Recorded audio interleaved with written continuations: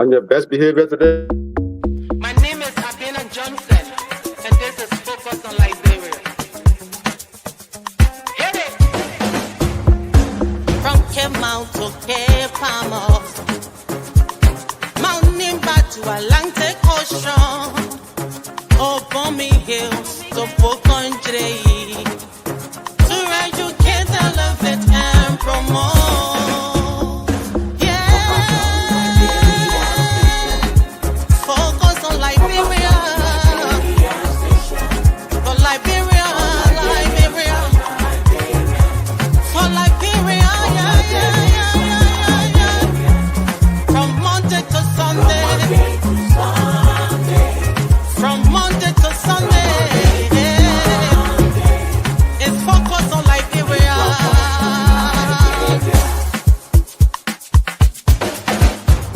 Talk about home affairs, hey, in diaspora, current affairs, hey, reliable information, history,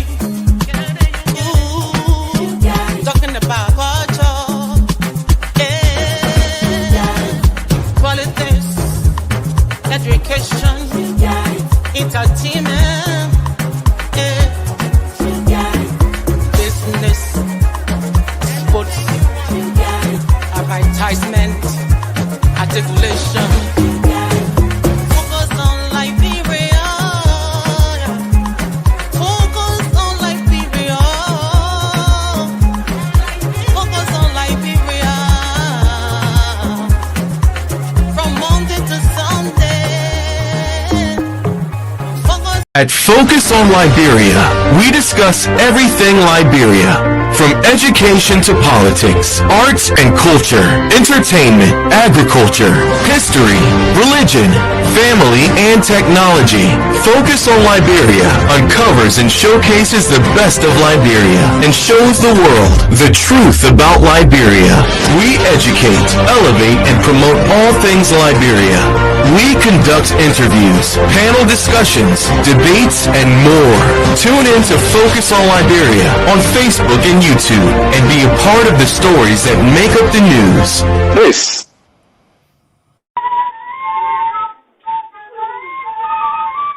At Focus on Liberia, we discuss everything Liberia, from education to politics, arts and culture, entertainment, agriculture, history, religion, family, and technology.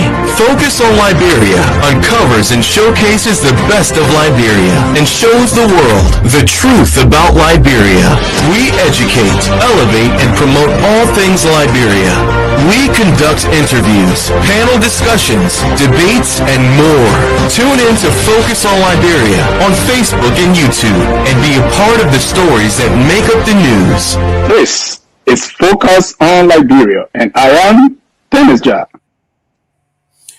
Hello, ladies and gentlemen. Today is, when we talk about, we got 2 more months left in the year. Today is November the 9th.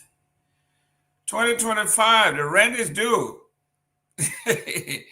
Aliu Kamara, Liberia said, month end. You gotta pay the bill.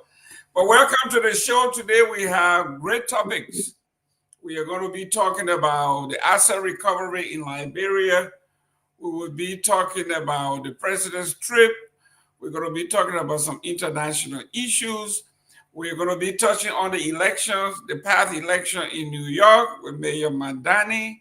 We're going to be talking about Liberia and a lot more.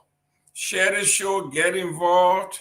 Let somebody else know that you are here. Send in your comments. When you send in your comments, please let us know where you're calling in from so we can give a shout out to our friends in radio land and in television land. To my folks in Grand Bassa County watching, I said, welcome, share the show. And to the man from all counties, he's here, Aliu Kamara. Grandfather was a chief in Grand Bassa. We love that family. We are here, but it's going to be very interesting. Let me welcome Honorable Aliu Kamara. Aliu, welcome. Thank you, Mr. Gilman. Thanks for having me. I'm glad to be back home. This is like something we have to do every Sunday. We're always looking forward to it. And sometimes, even when some of us miss this day, but you know what's more interesting, Mr. Gilman, to tell you the honest truth, if you're not on a show, I'm very less motivated to come on the show. So I like to see you on always. In as much I disagree with you a lot, but you're getting better, Mr. Gilman. You I don't know where your humorous side is coming from, your humility is coming from. You're acting like a real human being nowadays. Thanks for having me. Ladies and gentlemen, just imagine this man has been on here with me for years. He just seemed to notice that I'm a human being. All along, I've been a beast. The BB, the bicep beast. Finally, I had transformed into a human being. But how is the family and how is the DC metropolitan area? Everything going good so far. We'll give glory to the Most High. Excellent, excellent, excellent. We'll be talking about why we wait for the national issues. Usually we say what the guys can do, the women can do even better. Let's look at what just happened in Tanzania. You better get in trouble. I don't know if you follow this show there, but this woman won 98% of the vote. 998. 98% of the vote. All the guys that were trying to push her around because she was a woman, she locked them all up. Some of them disappeared. And she didn't win by 51 or 52% like the guys usually do to make it believable. She won by 98%. That's my girl. What do you think? Yeah, that election was completely rigged. And like you said, whatever a man does, a woman does better. And that the woman has she's proven that. You're talking about 52, 53 for men, she made it 98, which is very unrealistic. And yet she doesn't even care. She's charging those people who stood up to her, she's charging them with treason. That's correct. You know, and this is a religious woman we're talking about, a woman who never allowed her hair to show to another man. She always got her hijab on. Of course. She's a huge Muslim woman. This is a woman doing such a thing. So I don't think the issue of bad leadership, bad governance has to do with gender. I think it's an individualistic thing. And if she is not careful, I know Tanzania to an extent, it has reached to a level where they're more, sophisticated in a way, in their own way. So we really would not be looking forward to a civil war in that country. But I can tell you that Tanzania would be more difficult than it has been in a very long time because she's not very popular even in the region. Well, when we tell folks about this thing called religion, they think we are joking. Okay, religion is just the cover. You will see President Tobo was what? He was Baptist minister. He was president of Baptist Alliance. President Weah is a preacher. Joseph Wega is a deacon. My friend Dr. Reeves is the pastor of the Baptist Providence Baptist Church. They come in all colors. When they wear these religious gowns, right, is to convince you that they are closer to God. They won't do you wrong. Put your trust in them, and then when you turn them back, yeah. Don't be fooled by the name Haji or Reverend Doctor, or the Pope or whatever they call themselves. Like you said, it's a human nature, right? Everybody wants power. They want power, and not just want it, but they want it exclusively. They want absolute power. When you go to the different Arabic countries, you go to the European country, all of these people that sold the religious thing. When you see some of the things they have done and continue to do, sometimes it makes you wonder. Maybe I don't want to go there, but sometimes you want to go back, like you and Tawa always say, we should go back to our original thinking, the thing that kept our fathers and our mothers living together in peace. So here we are. Let me welcome J. Victor Namwe. Yes. He's the Catholic. We live now? He's the Catholic on this show. He represents the Pope. Welcome, Namwe. Blessings, my son. It's good to be with you. There you go. And on the right hand side, I'm looking at Dr. Fidel Booty representing the Great Anglican Church of England. Welcome, Mr. Dr. Booty. You may Ali Kamara rub the ball when you call Anglican church says. Go ahead, do that one. But I think I want to talk about my crew brother here. They would have been a placard. Oh, it's title near to SGCMC Global Boom. And I say, oh, someone got to look at title to answer our name. But what am I doing now? Let's see. But Dr. Buddha, we had to edit it. We had to shrink it. Why you see that? Just part of it. You see? But hey, we're not going to fit in the screen. It won't fit in the screen. We won't see your face. It will be way up here. I want make valid vest. I want to put all that there. Oh, don't make Ali vest before you go talk to Joseph Boyka and get all that title like Ahaji. What's the other one again? You name it plus government and all this stuff from 7 million. When they add it all that, it will be way up here. Well, welcome, Dr. Booty. Oh yeah, thank you, Mr. Gaiman. Always great to be here. Ali Kamara, we were just talking about what a man does, a woman does better. We touched on what's going on in Tanzania. Such a beautiful country. They have been in the news for the past 10 years.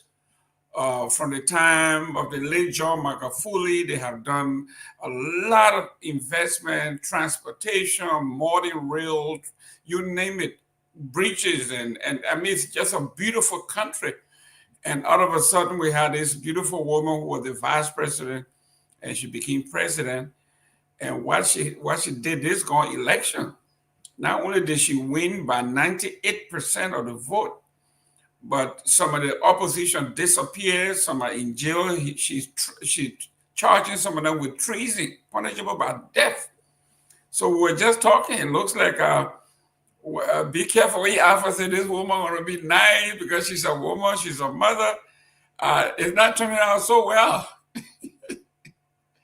Dr. Booty. Well, yeah, the thing is, we're laughing.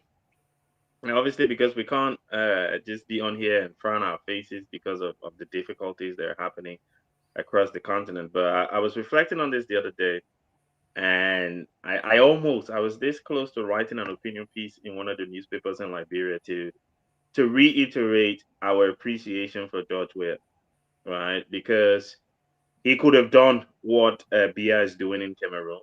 He could have done what Ouattara is doing in Ivory Coast. He could have done what this lady is doing in Tanzania. He didn't do that. Yeah, you can say everything you want to say about how poorly he handled the country, which I would be one of the first to say that. But walking away after losing an election is commendable. It's not easy, as we can see now with these various leaders across the continent, to just walk away from power, right? Especially in Africa. Walking away from power is difficult. Well, I pray and hope that, even though I'm not optimistic, that she will see reason to return to proper democratic norms, allow the people's voices to be heard, and respect the rule of law. But as things stand, unfortunately, that doesn't seem to be anything that's on her horizon. But we just pray for the people in Tanzania and hope that all of the investment, like you said, Mr. Gaiman, that they put into that country. Some of us, this year I was supposed to be in Zanzibar in August, and I had to cancel that trip. People are going to the country to enjoy the beauty of the country, the peace that the country has been enjoying. And if she's not careful, she's going to send her country down the drain of complete destruction. And we pray that doesn't happen. Victor, this is, it was a few years ago when we brought in the first female president on the continent, and when her son did Liberian wrong, and she said she took full responsibility for the $30 million that her son took. And another guy, an American guy, came to me crying, basically, not literally, but saying, what is wrong with us? What is wrong with us? This is a female, the mother of the country. Do you know what 30 million can do for children, for women, for poor folks? So it's not like you say, it's not about gender. It's about who we are as people. When we take power, these things happen. What's going on?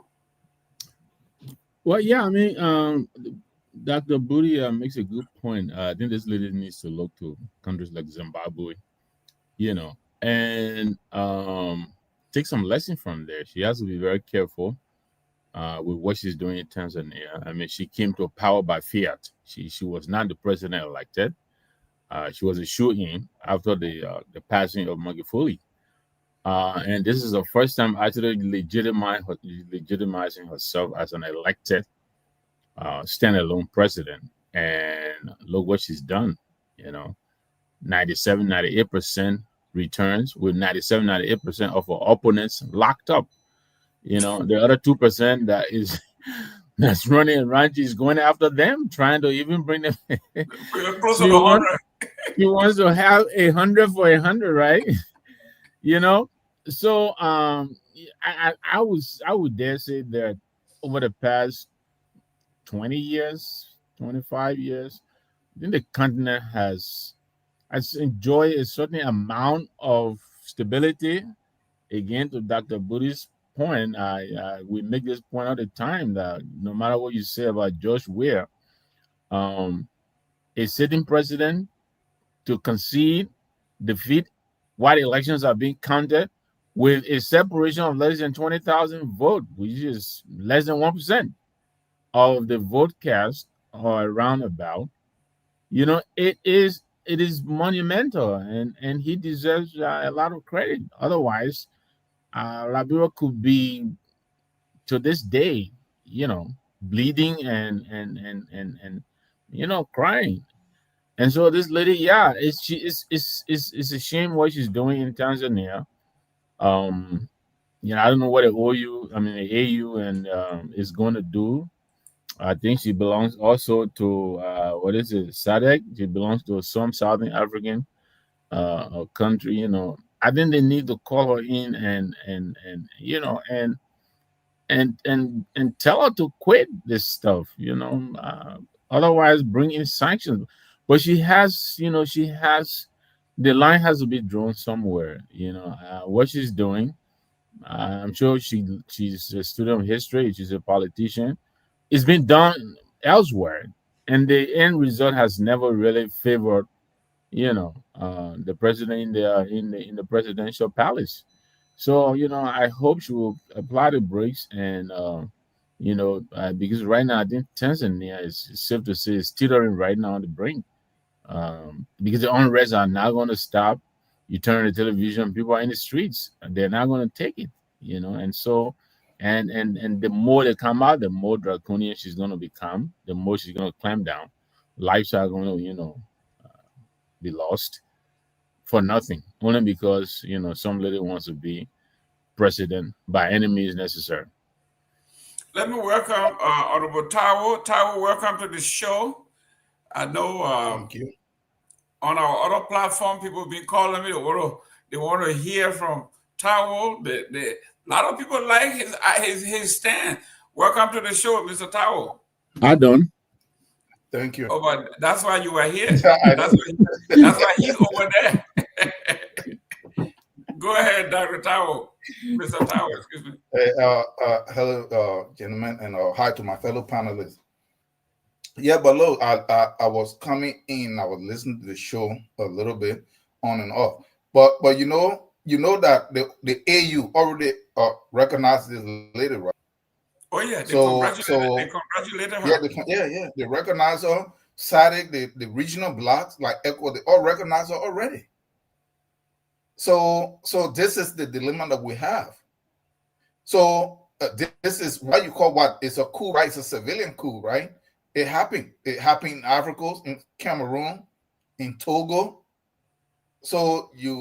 But when it happened, ECOWAS, because the other leaders that are there, the other ECO leaders, they hope to do the same. Like one of my friend is from Benin Republic. We won the school here. He's in South Africa now. Talon is trying to do the same thing now in Benin, because he's seen a right to the Yadima family already entrenched themselves. Ouattara did the thing next door. Cameroon did so. He's already positioning himself, arresting everybody, imprisoning them, flushing everybody out. And you can see him. There is tension around. There is election next year. There is election next year in Nigeria also. So when you see ECOWAS endorsing it, it's because those guys too, they're hoping to do the same thing. So when they're trying to speak against a military rule, what is the difference? Really? It's the same. You rage yourself into power. Yeah, let me go to Aliu. I know we touched on this, but I was just reading here. The hunter in Guinea, they have also tweeted the Constitution by way of referendum. Now he's going to be candidate Doumbouya. General Doumbouya is going to be on the ballot in Guinea. Very. What's going on with Africa, my friend? I think we're having some real leadership deficit. But let me just say, I don't compliment people for doing what they should do anyways. When we say, oh, you get credit a job we have for not doing this, that, and the other, it means that, when people do the right thing, we give them extra support, as if to say that it wasn't something that should be done anyways. Now, when you do things out of the ordinary, then we can praise you. But let me stop you there. All what you see around us. I'm coming. All what we just talked about around us in the whole Africa. So what job we had is extraordinary. That's what they are talking about. No, it's not. It's not extraordinary. And let me just disabuse a lot of people's mind. Liberia is the most democratic country in the entire West Africa, and a lot of people don't know because they don't go anywhere. Liberia is the most lawful country in the entire West Africa, even during the days of peace in any West African land. I'm telling you, in Nigeria, a man who has money can walk over there, grab the police, tell the police, hey, catch that man. The police will catch you, lock you up, no question asked. You don't do that in Liberia. It doesn't work. Now, anyway, so George Weah did what he should have done. Now, the thing Tao came up with a very great point. The African Union, who cannot even select their own name, they had to borrow from European Union. They have issue with Doumbouya. They have issue with the guy in Mali. They have issue with the guy in Burkina Faso. They have issue with the guy in Niger. Only because they wear green. They conducted their own coup. African Union refused to actually recognize these guys. However, the other people who do not wear green uniforms, they committed their own coup. And ECOWAS, African Union recognized them. So in other words, if you want to be involved in a coup in Africa, just don't be a soldier. Once you're not a soldier, you're recognized. If you're a soldier, you are not. Truth be told, all of these entities, this organization, they have their own interests, and it has to do with the West. You see the lady in Tanzania, she's anti-West. Now, the opposition candidate, the lead candidate of Tanzania, is someone that is heavily supported by France and Great Britain. They love the guy. He's a moderate, he's a liberal, all that kind of thing they do. And she and some other people insist that their country must be governed by them and their way, like Machiavelli did. He rejected all loans. He pretty much, did not allow the World Bank in their business. This lady wants to follow Singh, but she does not have the popularity as Machiavelli.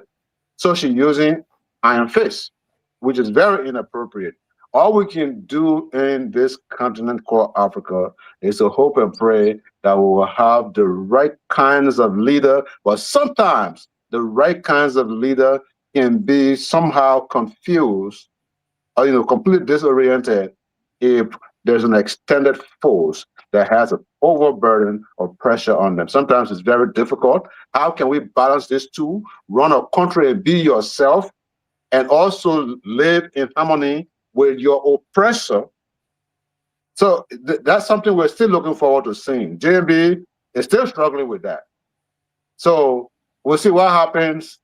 But your dream that that woman will go back after being sworn in as the next president of Tanzania, she would step down and say, "Okay, I'll get out of the whole thing and let's start all over." You're just imagining stuff, Dr. Bully.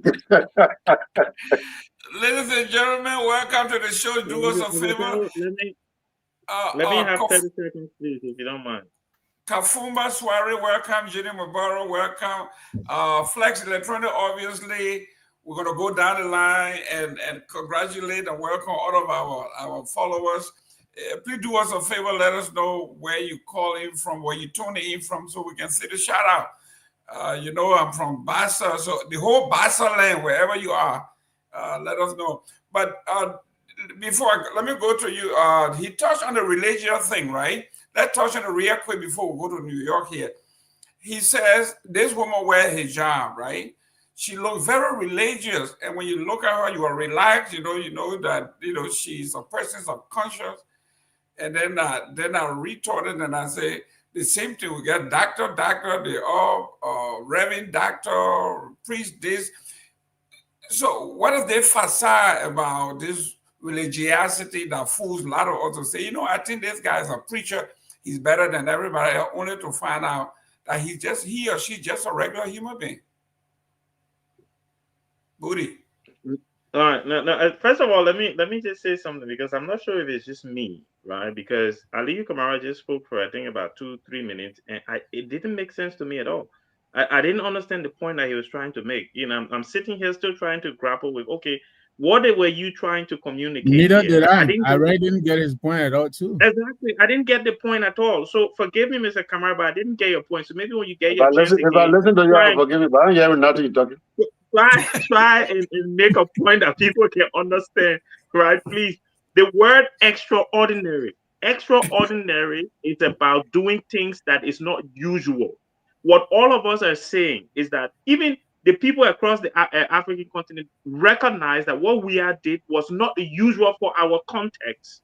For the we're not saying that not leaving power is a good thing. No, we're saying normally they don't leave. That's the norm for Africa. So when you go against the norm, it's extraordinary, right? Hopefully that definition is clear for you. I'm talking about Liberia. It's not extraordinary Liberia.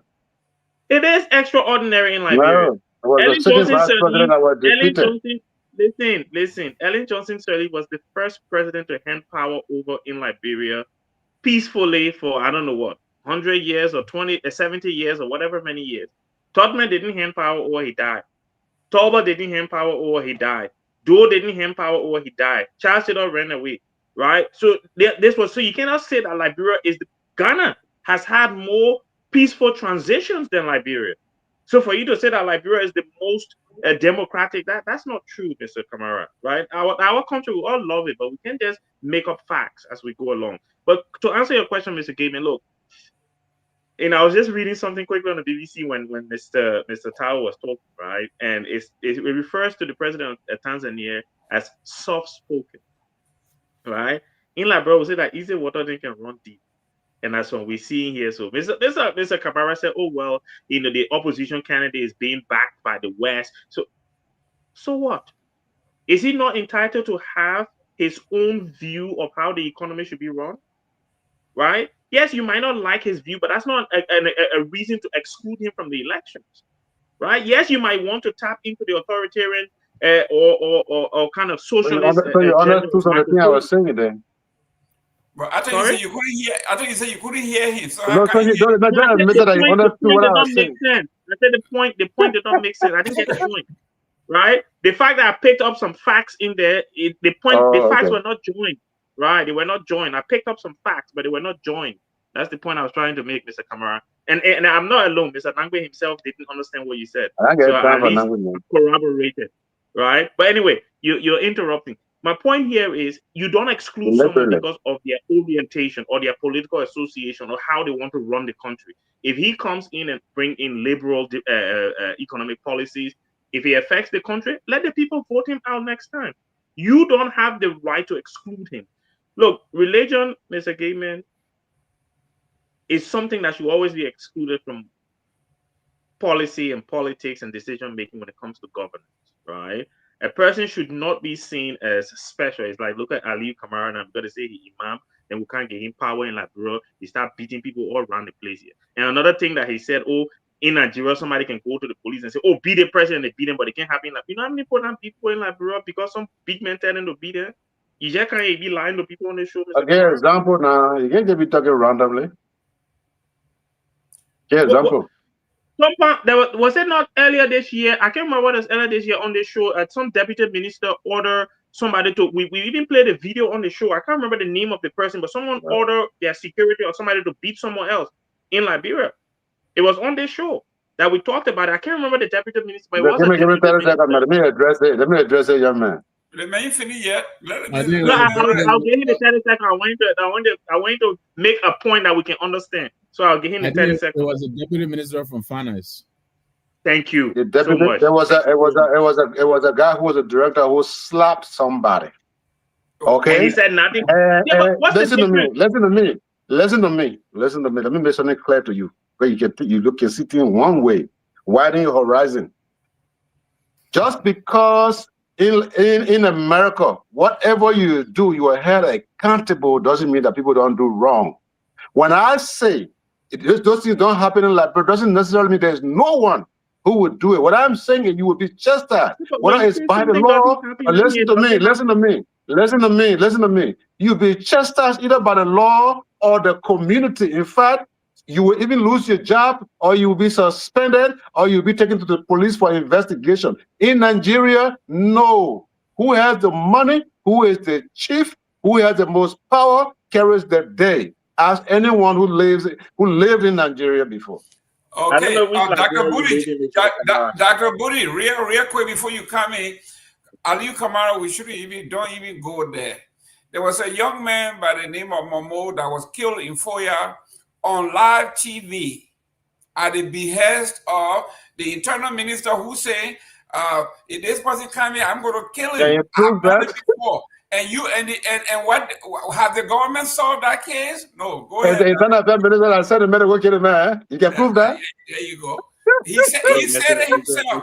Go ahead, Booty land. No, I'm gonna land because other people have to come in. There's a Kamara, look, Liberia, the number of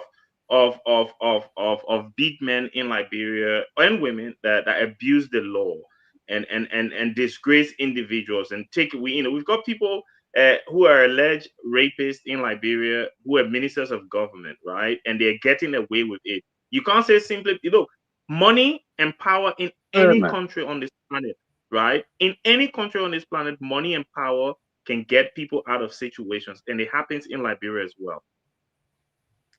Who's getting away with it in the Liberian government? Show me one. Excuse me, let me go to. Let's see, guys. Let me start with this new one here, and I'm going to go to Doctor. I will go to Mr. Tago, but this one had to go to the campaign manager for Mr. Mandani on this platform is Victor Nangwe. Victor Nangwe, you said you were bringing in a gentleman who was brand new. He's a democratic socialist. He's coming to change everything and everything else. And he told the folks, we're going to have free transportation, free housing, free grocery stores, free childcare. In fact, don't send me any money because I don't need it. This is the sign of the rich. When he got elected, a day after election, Mandani said, I've told you not to send me any money, but the need has arisen for you to now start donating to me so I can use the money to do my transition. And now the people are saying, oh, why now? I thought This was the star of the elites. And not only that, but the people that he appointed on his transitional team that he brought around are all elitists, very wealthy people, government officials. He said they will guide him. Victor, what happened? This is 24 hours? So first of all, shame on you. The leader of his transition team is your United Way colleague. I know. Well, then why didn't you say that? That's what I'm saying. That person is not a poor person. Oh, so you're not poor, Jerome? No, I'm not. Okay, all right. No poor person on here. All on here, we're doing better than the poor people. So well, let me tell you this. I saw what you posted. Speak for himself. I know, right? I speak for yourself. I saw what you posted. What you posted was the equivalent of a UP propaganda paper publishing something against the CDC. It was a conservative paper that is doing a conservative hack job trying to take down Mandani. I saw the speculation and all of that, that's in that paper. The paper is not a credible independent paper. Victor, if you're gonna bring did he say it or he didn't say it? It doesn't matter which paper reporter did he say it or he didn't. He said it. Yet to be determined because the credibility of that paper is in the balance right now. So, but I can tell you this: Madani is going to do great things in New York. We're confident. We are confident, and you know what else? He has shown the way on how to stop the bleed from this yellow machine in the White House. And right now, your man is finally, for the first time in his life, the yellow machine. He's reflecting. You understand me? He is reflecting for the first time. I thought he sounded a little bit kind of demure in his response to the election, the blue wave. And the midterms have not even come around yet. He can feel it. The blame game is about to begin. And come 2026, we will see what's going to happen. When's the election again? Not 2026. 2029, I believe it is. 28, I think it is, yes. But I think Mandani is going to do wonders in New York. So chalk that away. Okay. Tao. So just a second, if I can get a second, Mr. Tao, please let me borrow 1 second. I want to welcome Mr. Gay. So your brother Sisi Goya is goading me on Facebook. He is telling me that the future predictor of anybody or anything is the past performance. He's quoting ABC. And that leaves me thinking about the 1%. Should we use that 1% to predict 2029? I don't know. Okay. You're messing up now. I was just let confused. Ahead, I didn't know how to deal with it. But anyway, Mr. Tao, Van Jones from the Democratic Party. Mr. Gay left. Oh, I mean, why you treat a man like that? Van Jones from the Democratic Party said the socialist mayor-elect Mr. Dan Van Mandini fearing victory speech. Nothing what we call an instant character switch. As soon as the election was called, okay, this man, as soon the roaring Mandela wasted no time in claiming a mandate for his progressive agenda and taunting President Trump as he railed supporters supporting night of the New York victory. Jones on CNN, that 24-year-old tone was a stark departure from the calm and collected image he showed on the campaign trail. I think he missed an opportunity. I think Mandini, that he saw the campaign trail, why he saw the campaign trail totally different, who was a lot more calm, who was a lot warmer, who was a lot more embracing, was not present on the podium on the speech that day, Jones said. I think his tone was sharp. I think he was using the microphone in a way that he was almost yelling. That's not the Mandini that we have seen on TikTok, on the great interviews and stuff like that. I felt, though, like he was a little bit of a character switch here. He continued, that warm, open, embrace guy was no longer available. He is now totally a politician. Mr. Tao. Yeah, I really don't know what I can really say on this. But what I would say here is this, is that this whole democracy is a rigged system. It doesn't matter if people lie. All of the people campaign. They actually have the legal term for this, that's campaign talk. And it's known. So nobody really got fooled. The American people or the in New York know that that campaign talk always take place. So, but look, this claim that somebody will make that somehow they're not different, that they're going to run some clean campaign, that they're not going to be cool by what they might want to call the deep state or the rich people. All those claims are always, I've been here, is always a lie. They're always controlled. As long as there is money involved, that people have to raise money, billions of dollars just for them to come to public service or to take part in it. That is how it's going to be. But look, I want to, so having said, I want to switch to something real quick. We still have to do an election or the democracy. Yes. Alio said something earlier. He said two things. And I have been of that conviction. There is a law that is written constitutionally that if a president loses, they have to concede. Or if they get less vote. It is not whether the vote is being counted or the person think that if they think they're going to lose. I don't see why Judge Weah did so much, because this is the issue here. We are complaining today about what's happening in Ivory Coast. But if we can start to beat the drum for Judge Weah that he considered while they were still counting or there were still votes, guess what? It emboldened the next person, Boyka. All of a sudden, he don't to concede because there is still. So Weah did what was required by law, because it is done the other way in another country. Don't mean that Weah is doing anything so extra. Whether it started from Ellen and then it to him, but that is how it's supposed to be. It's almost like somebody tell you that if you go and break into the bank, why is daylight? You're going to get arrested.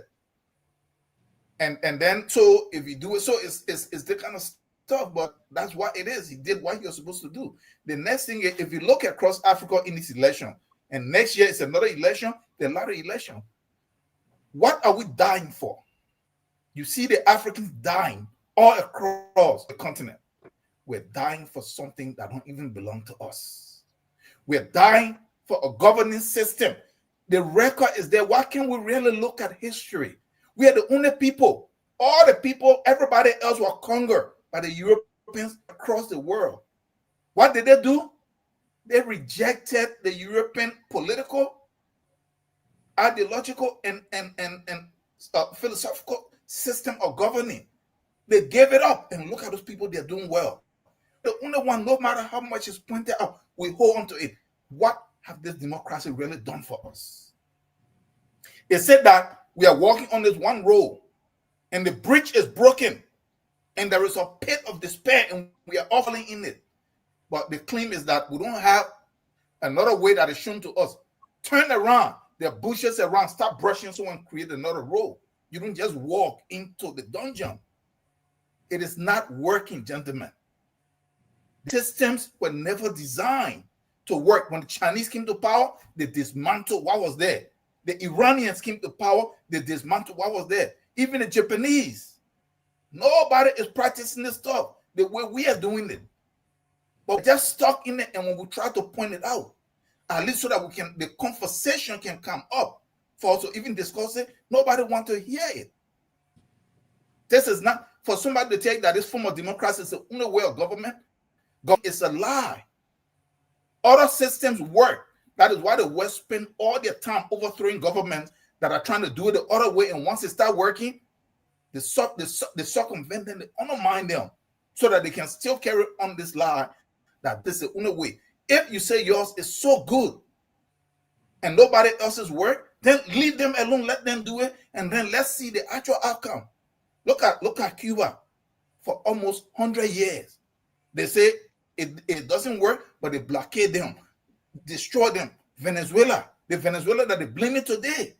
They decided to go a separate way. What did they do? Froze all their money, their assets, blocked their oil, threatened them, overthrew Chavez. Then he had to come back, try to overthrow this guy twice. If it doesn't work, why are you so afraid? So look, we in Africa, we are dying. The religion don't belong to us. They were brought there by conquerors. No African or Muslim in the form until the Arab invaders came from the north. No African were Christians based on a European concept until the slave masters. If you look at Africa, the era that the Muslims came in, those people, the Arabs came in, those people are Muslims in those places.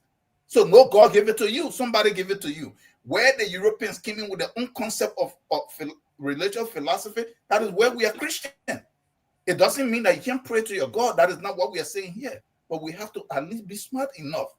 Let us question some of these things. So we are dying for everything that have nothing to do with us. We keep talking about, and I will rest on this, we keep talking about tribalism. Look across Africa.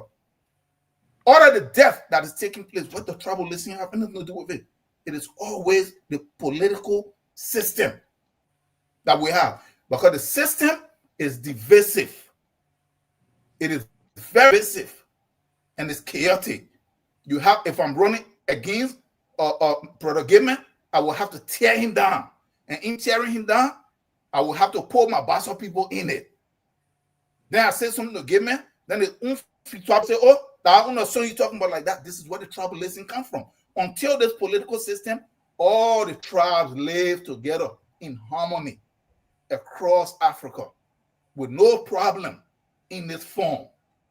The tribalism that we keep crying about come as a result of the political system that is divisive. So that if somebody comes from the tribe, when they want to run for opposition, then they pull their tribal group. And that is where the divide is coming from. Go and study the history of Europe. The Europeans, Africa is even more diverse and they're doing well with theirs.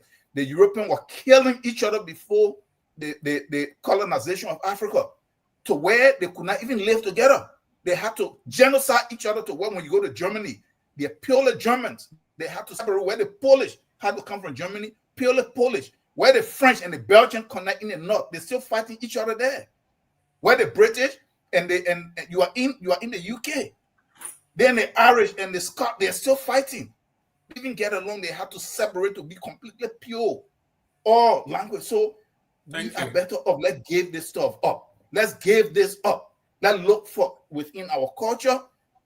Until then, we'll continue to come and discuss this every day. It's a weak system that if it was not weak and it's a strong system, nobody will be sitting in America here trying to run for position in Liberia. Because that system, the African system will not allow you. But it's weak. That is why we are on this platform. We support it because it allows us to infiltrate, come in, put our hand in the coffers, loot, run back to the US, run back to Britain, run back to wherever we want to go. Thank you. Thank you very much. Let me welcome Mr. Gay. Mr. Gay, welcome to the show. Thank you. Thank you, Mr. Gaiman. Yeah, when you come in, the Honorable Tower will always, tell about, the democracy is not working, but you're not giving out an alternative. And I just wrote that down on a piece of paper here, so I can remember that. Okay. You're not giving out an alternative. We want to see this alternative so we can also evaluate what or not is going to suit us. But you always talk about this thing is not working. Granted, it's not working. What is your alternative? You are not presented that. Excellent. Is it working? When people got late, they will not speak before also. Yeah, listen, guys. Listen. Let's go to we will be coming. Let's talk about this thing. It's off topic real quick. On November 14th, November 4, 2025, the Liberian Senate officially passed the Cybercrime Act, awaiting President Waga's signature. What does that mean?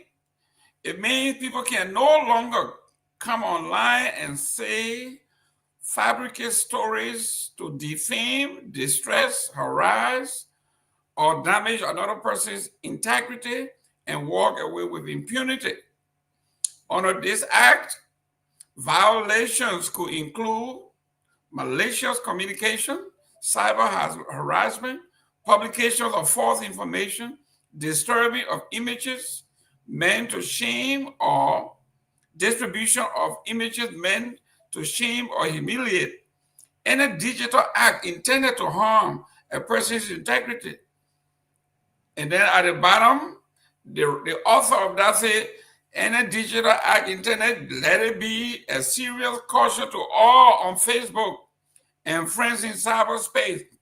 Now, if this an ad rating by the government in power that is afraid of people coming and saying things about them, now they are trying to curtail free speech. Let me start with you, Mr. Anthony Gay. So those of us in the IT world, there are things that we just don't share. I will see something. If I don't know the authenticity of that particular thing, I will not share. I may read it, but I don't want to share it, because anything you share, you are in agreement of that thing you're sharing.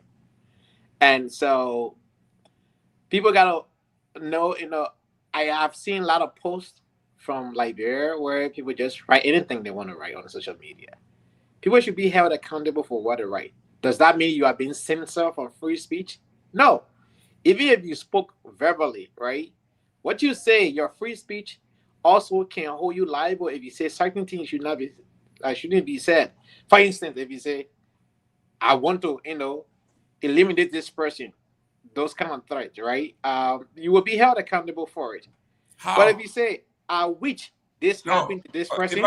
If I say I will kill Gay, how you gonna hold me responsible? I'll try it. If you say you will, or if you say I wish somebody should. No, if I said I will kill you, you're gonna kill me, they will hold you responsible. How? For what? So let's put it this way, right? If I say I wish Mr.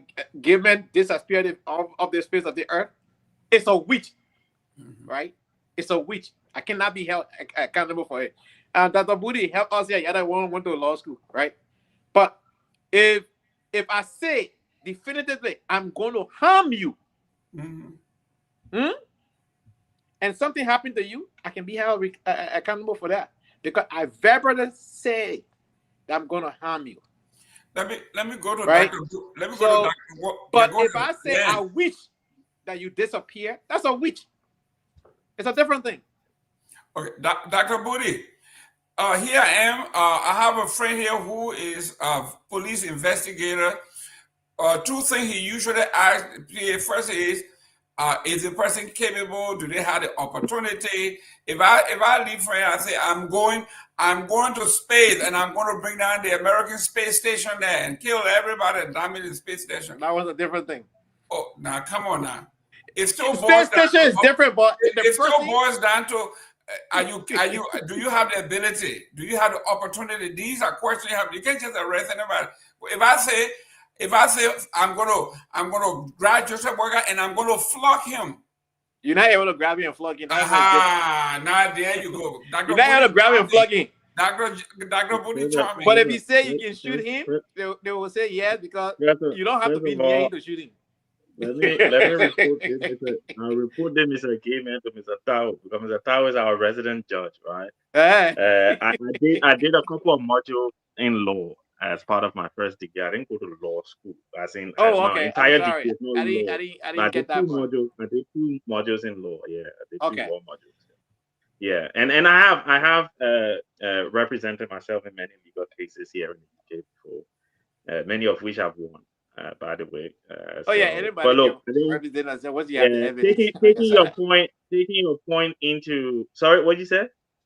I said you can represent yourself in court if you decide not to hire a counsel. Yeah, but I say I've won most of them. So it's the winning. It's not just the representation. It's the winning of the cases, right? But no, I think if we take, I think Mr. Gayman, what I would say, right, is I would agree with you in terms of your cynicism that this law seems more intended to censor Liberians, because I could see Mr. Kamara shaking his head, almost broke his own neck. It's coming from the administration. It's coming from the administration. Exactly. Yeah. So he's happy that he doesn't have to come online to defend this administration anymore. But maybe people will be afraid to say the truth now or criticize the government now when you don't have all of the facts. Look, politics, and obviously, Mr. Tao might slightly disagree. If we look at the United States, for example, and here in the UK, politics, you have to take what people say in politics with a pinch of salt, as they say here in the UK. As in, you can't just take everything a politician say and say, oh, they meant lying. No, politicians can twist the truth a little bit. So are they going to start doing what we're doing in Tanzania and start arresting everybody that twists the truth just slightly to make it sound a certain way? Look, I think this is a political job. That's why Mr. Kamara is so excited. I've never seen him this excited before. Because they believe now they have the tools to help them do what is happening in Ivory Coast or happening in Cameroon or happening in Togo or in Tanzania, that they can now censor people and make it difficult for Liberians to feel free to express their disenchantment with this government. Now, most countries that bring in, I just went quickly, because I like to. I don't want people to arrest me for under this new law, so I like to check the facts quickly before I open my mouth. I was looking. No, I always do it, because my phone's always next to me. When you see me do it, yeah. I was looking quickly at some of the cybercrime laws that we have in the UK, and most of the laws, because they're different laws, are all about acts. There are actual crimes, like hacking into somebody's computer without their consent, like publishing indecent photos of somebody with the intent. Right? Because again, you can mistakenly, like sometimes you on your iPhone, you press something by mistake, you take it down quickly.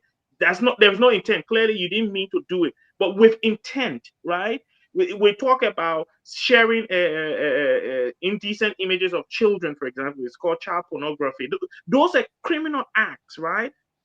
But saying something inaccurate about someone, really, this government has way more important things to be doing for the Liberian people. Recently we were on the show a few weeks ago, and we talked about the allegation of rape against a government official in Liberia and the mishandling of that. And one of the things that we decried is, look, you have individuals languishing in prison because we don't have a fast track system to prosecute rapes or allegation of rapes in Liberia. You have these people just wasting their time in prison. In 2 years' time, they free some of them because the government hasn't had the time to take them to court. Why don't you invest this time and effort in solving physical crimes like that, right? You have misappropriation of government money. You have people traveling all around the country and wasting. You sort all those things out, but you say we won't go to cybercrime. What for who? How is it going to? What benefit? Don't interrupt me.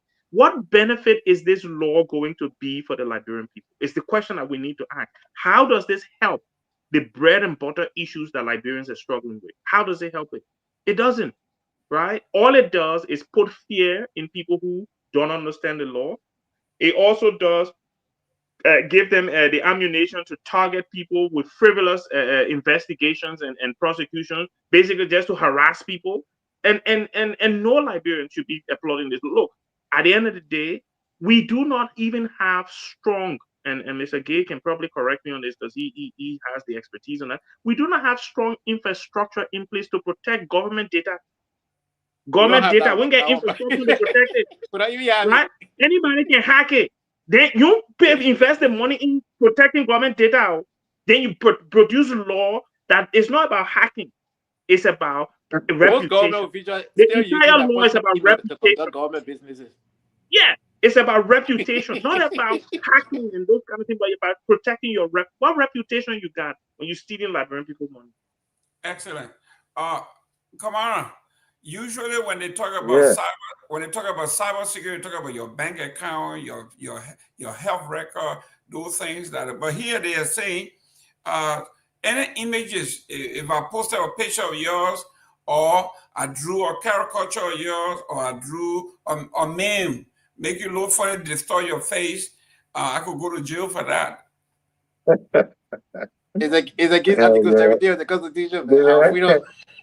Give it your bad political dog. Let me tell you something. But I'm reading it to you. It says malicious communication. I don't know what is a malicious.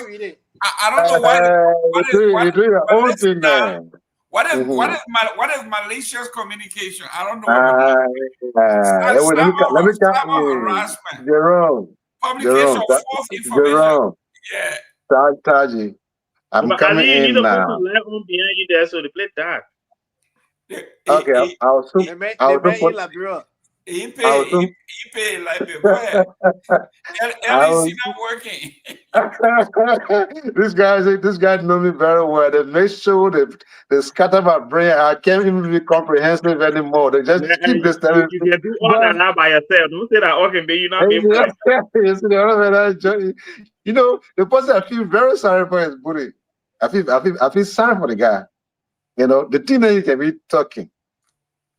Look, first of all, before I touch this cybersecurity thing, I wanted to clarify something for the audience. One of the reasons why I come on here is for the audience.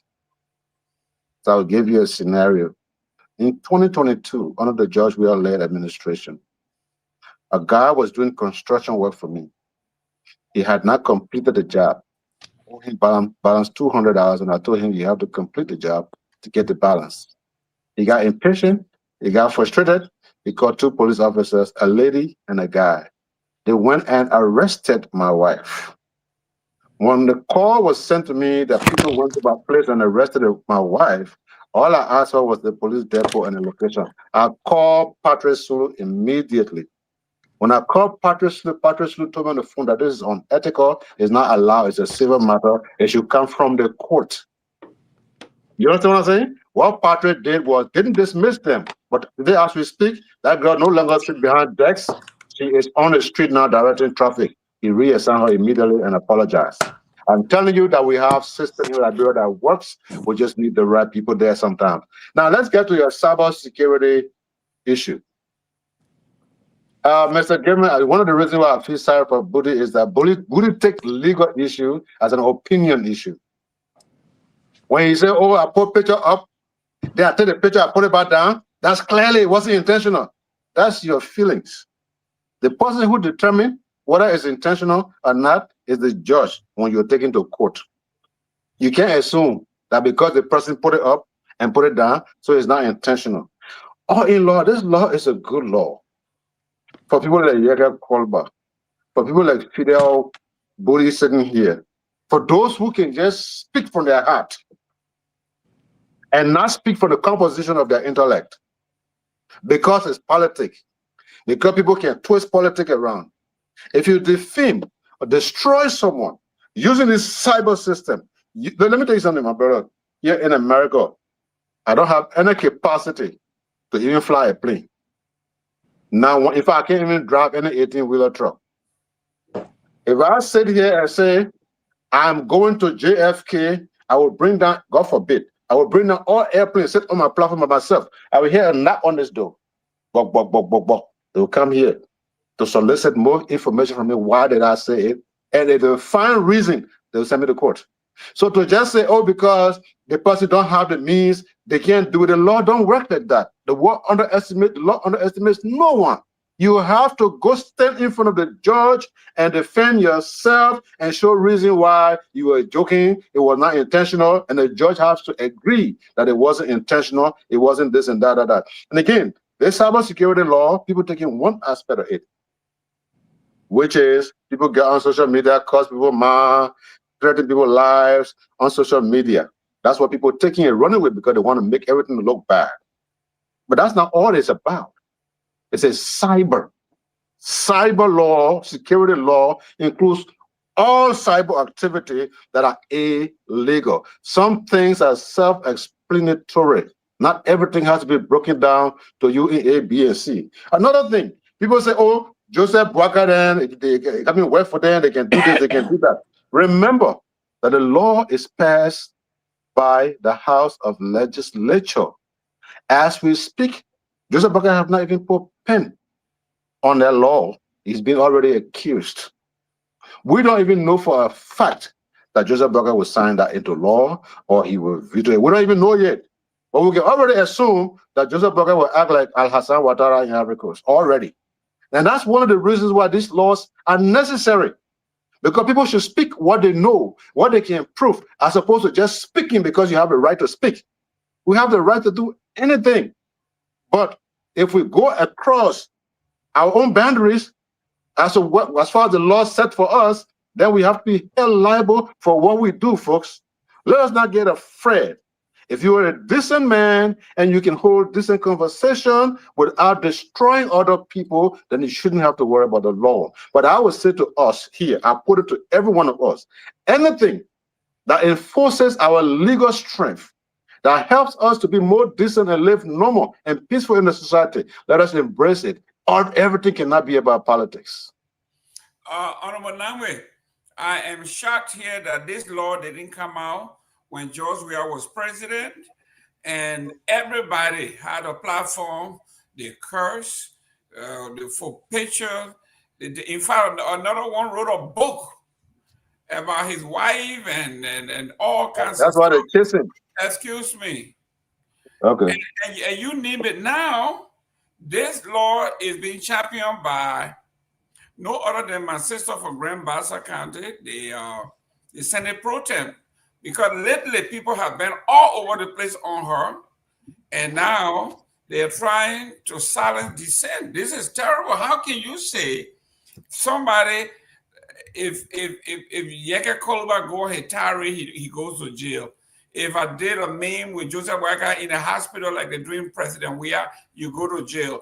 If you said something that they find malicious, they didn't define what malicious is, you go to. This is pure nonsense, Mr. Namwe.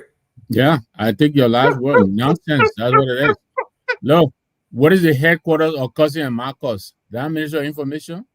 They're the one who can start a cousin. Why don't they start from there? Or go on class read it if they're really serious.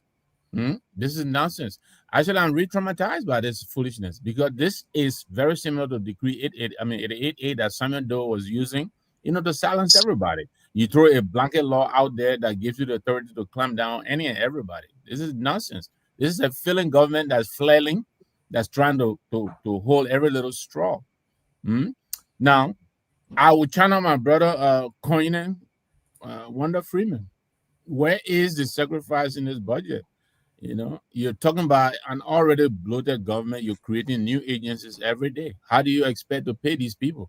These people who are going to run this commission, they will have every director, deputy director, assistant director, down to the last person. At the end of it all, maybe $2, $3, $4 million are going to be spent on this commission. And to do what? To scour the internet and look for anybody who insults Joseph Waka? Is this what this is about? When the people who are doing the cussing are right there at the Minister of Information, are they going to go there and arrest Jeremy Pia and Sandro Johnson? What's his Afro cut? Where's his funny haircut? Are they going to go for him? And I don't like to get personal, but this is really nonsense. This is nonsense, and I hope when they send it out to the legislature, they throw it out. This is a waste of our time. I think this is a distraction. This budget that has nothing in it, empty budget. $280 million of $1.2 billion. $280 million. That's all they're putting out to do investing any and everything from education to health to everything. The rest of the $980 million, where does it go? Scratch cards and electricity or gasoline and fly private jets. They don't want us to talk about it. They want us to preoccupy with this foolishness. We're not going to take this flashiness, sky. We're going to put the nonsense law aside and we're going to deal with this budget. We're preparing our reaction to this budget. The CMC is going to come out with a critical analysis of what this empty budget is, aspirational. Last year, you did not collect all the revenue you promised. What do? You go and double down and triple your speculation, aspiration. You couldn't even collect more than 600 million of the 880 million last year that you promised us. You had to recast the budget like you do every budget because there's always a shuffle, overspending. Right now, this budget they're passing, they already started crediting in this budget before it even passes. And they're going to sit down here and tell us about forming another agency to do what? To do what? Where is the evidence of cyber crime? I mean, I'm not aware of anybody who is being bullied in Liberia, on social media. I'm unaware of it. So what is necessitating this the creation of a whole agency? This is nonsense. Excellent. Honorable Tao, we are seeing here, I think Honorable Nambe made a good point here, Decree 88. You are not supposed to say things that is contrary to what the government wants to hear. You can't do anything. You can't say anything. And it turned out that Joseph Boyka was a major in this particular. When that decree was passed, he was a major. He was a major in the Do government. He was Major Boyka. So he understands what the decrees are, and he just reached out in the playbook and pull up one and say, all this criticism they are doing to shut them up, let's just come up with a decree 88, but dress it up nicely and call it cyber crime. Your take on it before we go to the asset recovery. Aliyu Koren Akamba. So, all right. Yeah. So look at what happened here. Aliyu make some good points when it comes to like stuff that have to do with like some acts of African center thought process, right? Where Aliyu always falls short to me is you don't have to defend the government if they're doing something that is not right. If you think that you have interest in the country, don't defend government, defend country. They asked a guy in 1965, he was an American soldier, and he was about 19 years old, and the war was going on, and the journalist asked him, what kind of advice could you give generations unborn 50 years from now? He said, I would tell them, do not fight for your government, fight for your country. Aliyu, stop fighting for your government, fight for your country. Because you see this law right here, you think that because Boyka is in office, that somebody will go ahead and point out something that the government is doing, their failure, their shortcoming, and that then they get punished, then it's going to make you something that's going to be happy. But guess what? The law stay on the book. And the next government come in, that you now try to critique, that same law apply to you. This is nonsense. This is not any kind of law. This is a government. I have never agreed with Mr. Nangwe more than this. And Dr. Budi that even lay it out first. Okay? This is a nonsense law. This is a government that is stealing everything that is not nailed down, and they're digging up everything that is planted, and they don't want nobody to say anything about it. Of all the problems that we have, instead of them passing good laws to establish industry, to put money in there, it is about gossip. That is where it is, so that they can stop people. But look, I want to just say this. And the police, led by who is his name? What is his name? Gregory Coleman. Gregory Coleman. That he is the enforcement arm, so they're all in this. But my sister, my younger sister, is a virologist in Liberia.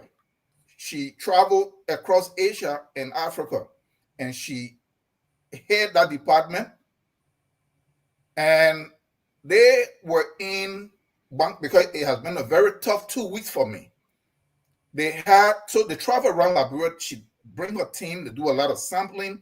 They do a lot of statistics and stuff like that with respect to different stuff. When you hear any outbreak in Liberia, anything, she's in the forefront. So they're in Banga having the final seminar. They're coming back last week, Thursday, and the driver that they had, the guy was drinking in Banga. She was sharing the seminar, and she didn't know that. They get in the vehicle. The guy is driving a little bit recklessly, and one of the people told her, oh, this guy was drinking. She tried to question him, like they do it in Liberia, argue that this is my office. When you're in your office, nobody question you. He coming to a curve closer to Tuta. He decided to overtake, ran into two vehicles, killed two people instantly in the vehicle that my sister was in, killed another 3 or 4 people in the oncoming two vehicles that he hit. They were taken to Phoebe, everybody in critical condition, brought to Monrovia, to JFK. She's been there, and other people are in critical condition in the ER, or some they have to fly out of the country. But the point here is, where is the police director in this? The driver, where there is proof that he drank, he's gone home. Nothing happened to him, because my sister sat directly behind him. When he saw what happened, he swung the vehicle around and put the passenger side into the oncoming traffic that where he was going. He ran right in there, kill those two people instantly in the front seat and directly behind that. The police will reach out to them, all of the evidence there. This guy did. They say Greco Coleman and said they're trying to. There's some major stuff that were on all the news platform everywhere. The people that was in that area near Totuta, it was being Facebook Live. We saw it. He's going to investigate. The guy is going home. Nothing. So, like Dr. Budi was saying, these are pressing things. Like all these roads, stuff that. Where is the police? They have all the budget. They're doing nothing. But where the police want to spend its time is that if somebody question that in this bill that is just passed, that they put a lot of money there for them to loot, then they want to shut that person up. And that is where the police is going to be active. And that is a question that the Budi asked. How does this law benefit the Liberian people? It doesn't. Because the typical Liberian person generally in the public don't care where it's a cyber crime that's been committed when it comes to mere gossip. It doesn't exist. So they're trying to beef up something to protect their own image with the intent to commit more corruption. But we'll close with this. I said this here over and over on this platform. People keep saying they should tax people more and tax people more. You know what they're doing? They're going around when they say they're going to raise domestic revenue. Oh man, will Willow Market, people then with their little shop, they're coming in shops now. So they can raise this money. I kept saying here, Liberia's problem is not about more money. The more money you get, the more they will steal. It is about trying to make the system there work first. Then you generate money enough for you to put it into the area so you can bring them up. Now you see it from 880 million, right? And it's 1.2 billion forecast. What happened? They siphon everything off. So the government don't want us to point these out so that they're going to pass some kind of law. It's nonsense. What your Boaka is trying to do, he's trying to push that country towards uprising. 30 seconds. Amen. What you the new moderator? What he's trying to do. When you were talking, nobody said 1 second. You talk until you Nobody got wants 30 seconds. I was asking for. You talk until you talk until you like him But the on. mental happening. The mental. You talk until you like him on. 30 seconds. 30 seconds. So to rest my case. You already Mr. rested, Nango, man. right? That's Decree 88. Pretty much that Decree 88. That is what you just have. Yeah, that is it. That is it. Can I have 30 seconds after I 30 seconds first. I asked my 30 seconds before you. Ali, go ahead. Our country, we had a long years of conflict. Our country was destroyed to a point of almost no return. As we put the broken pieces together to uplift this country, anyone, any group who is or are bent upon tarnishing this country, the name Liberia, just for political gains, I think anything that would put people like that in check, I would support. Again, the law has not been signed. There is nothing to prove that the law will be signed until it does. And if it does, we are happy for it. For people to say again, Mr. Nagbe in particular, that they are creating a new agency, passing a law that should go under the judiciary system does not create a new agency. That law will only be applied if you were taken to court for defamation of character on social media, or is trying to steal from somebody on social media. They even talk about those who are scamming people using mobile money. There are lots of things in this law, but you guys are politicians, so we understand. But whatever you say here must be proven. When the other message they put digging, they want to steal money, they're stealing money, you have to tell us. We want to know. It's not a bad thing, but we want to know who stole the money so we can arrest them, and we'll call you, Tao, can't show us who stole the money. Just that simple. No big deal. Budi. Yeah, and I'm glad that Mr. Nangwe and Mr. Tao picked up on this. So Mr. Aliyu Kamara said that Yeke Koluba, people like Yeke Koluba and Fidel Budi, right? So clearly, I am a target of this new law. So I hopefully you all heard it, right? So next time I'm in Liberia and I'm arrested for saying something that is clearly not malicious, right? And I'm arrested, and you say that Aliyu Kamara said it, that the lawyer, it came from Fidel Puti. But this is what I would say, right, Mr. Kamara? You're talking about building the pieces. The one thing I've come in, and obviously I've not been on the earth very long, like you have. But one thing I've come across in my years on this earth is that when you're building something good, the noise in the market doesn't distract you. Right? People who are really serious about building, they don't worry about the noise, right? This government is clearly not serious about building. That's why the noise is so loud in their ears. At the end of the day, if this government was doing what they needed to do for the Liberian people, they can, we, all of us here can be lying on their name every day. The Liberian people will be feeling the impact of the good work that they're doing, that they wouldn't listen to us.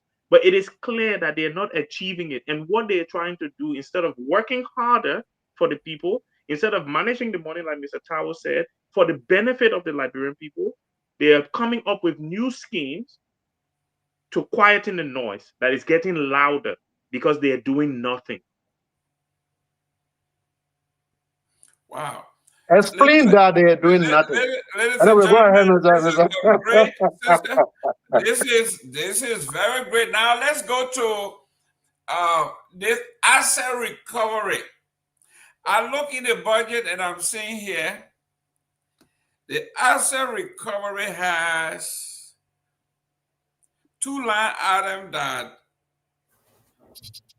touch my power of inquisitive. Here we are, someone who's being inquisitive enough to at least go through all the other networks and see what's happening. We saw the asset recovery in the budget for the asset recovery is 0-0. 2026, there's no money in the asset recovery, but when you go into the revenue part of the budget, it says contribution for asset recovery, $10 million. $10 million from asset recovery. Another place where they didn't put any money is War and Economic Crime Code. So, Honorable Nambe, let's go to the budget here. What is going on? How do we go from 600 million, they had a shortfall? Are they doing this because Mr. Alexander Comey said he was going to raise the budget to 1 billion? All of a sudden now they surpassed Comey and say we're raising 2 billion. When there's no justification. How do you go from 600 million to 1.2 billion? Asset recovery, I thought it was. One word. Lofanomics. This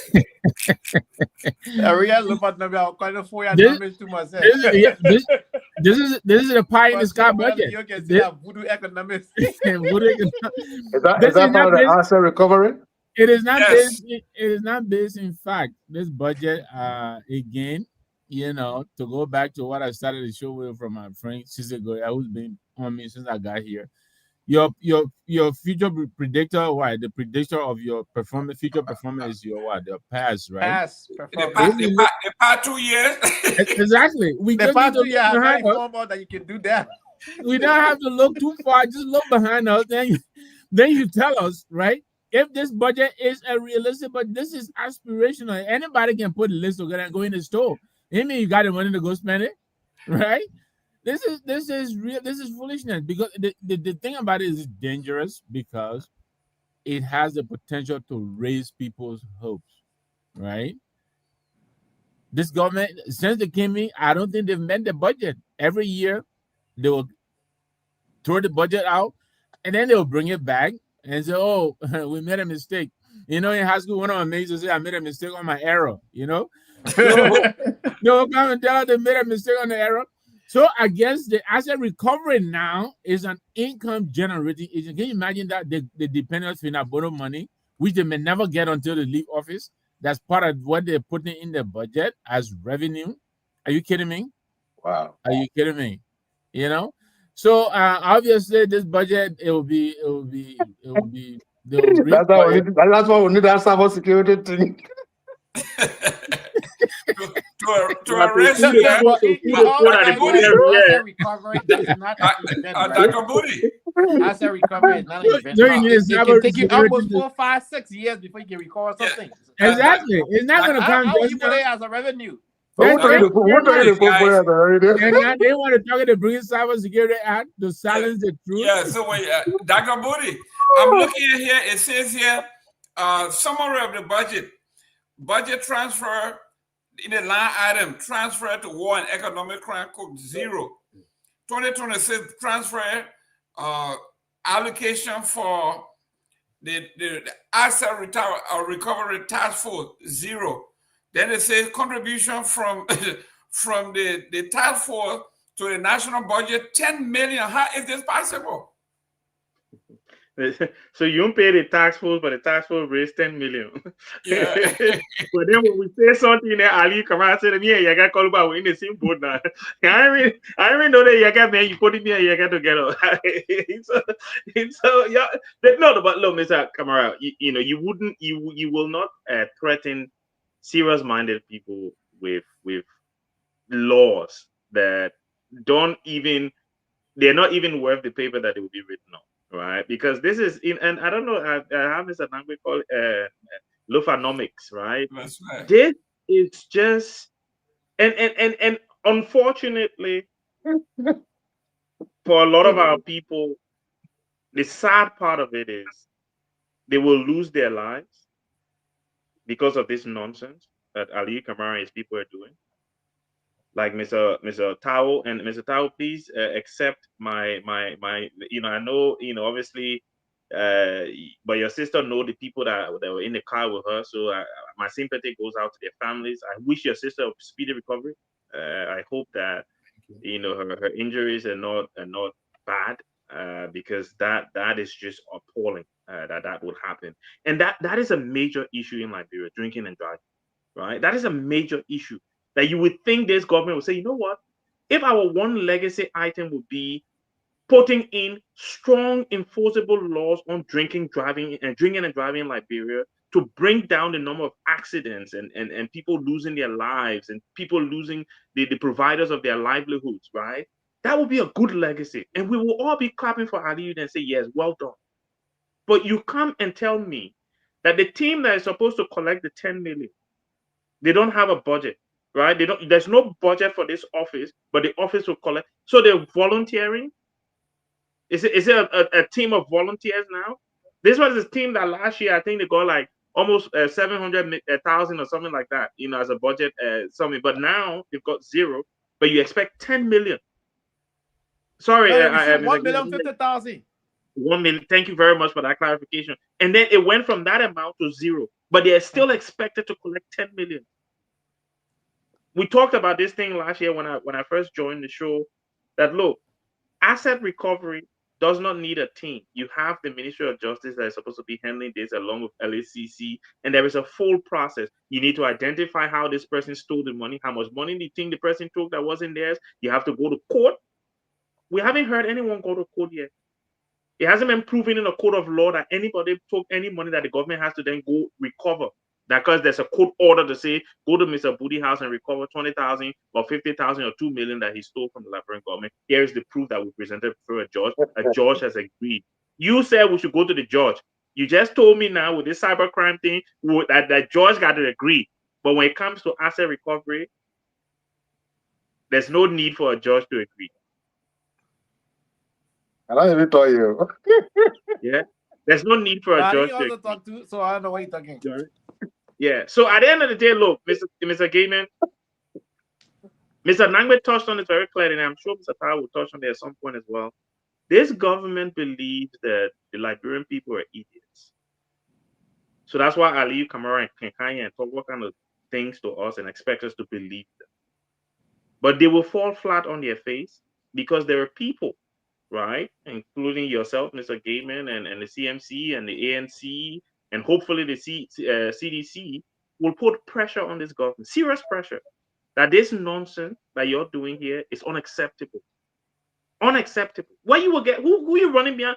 There has been no court case started ever. There's no case before the judge. They say, okay, maybe there are 5 cases before the judge, totaling 10 million. There were no cases before any judge in Liberia about asset recovery because this thing has to go through the legal system, like Mr. Kamara himself said. But no, when it comes to I'm going to rest there because I know other people have points to make. Good. Thank you. Mr. Ali Kamara, I'm coming to you. Let me go to Anthony here because he's the one that I think they are going after. Mr. Gay. Yes, sir. You gotta give this to the ANC. Their political leader was the first about 2 years ago that mentioned that he has strategy to raise $1 billion to raise the budget to at least $1 billion. Yep. And all of a sudden now they're trying to erase him. In America, they call it the cancer society. You want to cancel his argument because is picking up steam, especially when he said nothing has changed. And that won't hurt them so bad. But before you go to that, touch this. The CSA budget, that is Josiah Joker. Yep. That is a focus on Liberia, darling boy. He came from here. His budget in 2024 was $13.7 million. Yep. In 2025 was $15.9 million. Now, in 2026, he said the real budget for his office is $4.1 million. So how do you go from $16 million to $4 million? And don't forget, he saved the Liberian people $38,000. Yes. Look, man, before I make my statement, Mr. Tao, we wish your sister, speedy recovery, and to those people who lost their life, may that soul rest in peace. I carry a OSHA license, OSHA 30 license, a safety license, and you work in engineering, know what OSHA is. Well, hold on 1 minute right there. Mr. Ali Kamara? Yes. Under the new law, this guy would be in jail. We would put him in jail. You see but what you just said, I'm going to say the same thing. This is a unity party scene that is so mad with Victor Nangwe.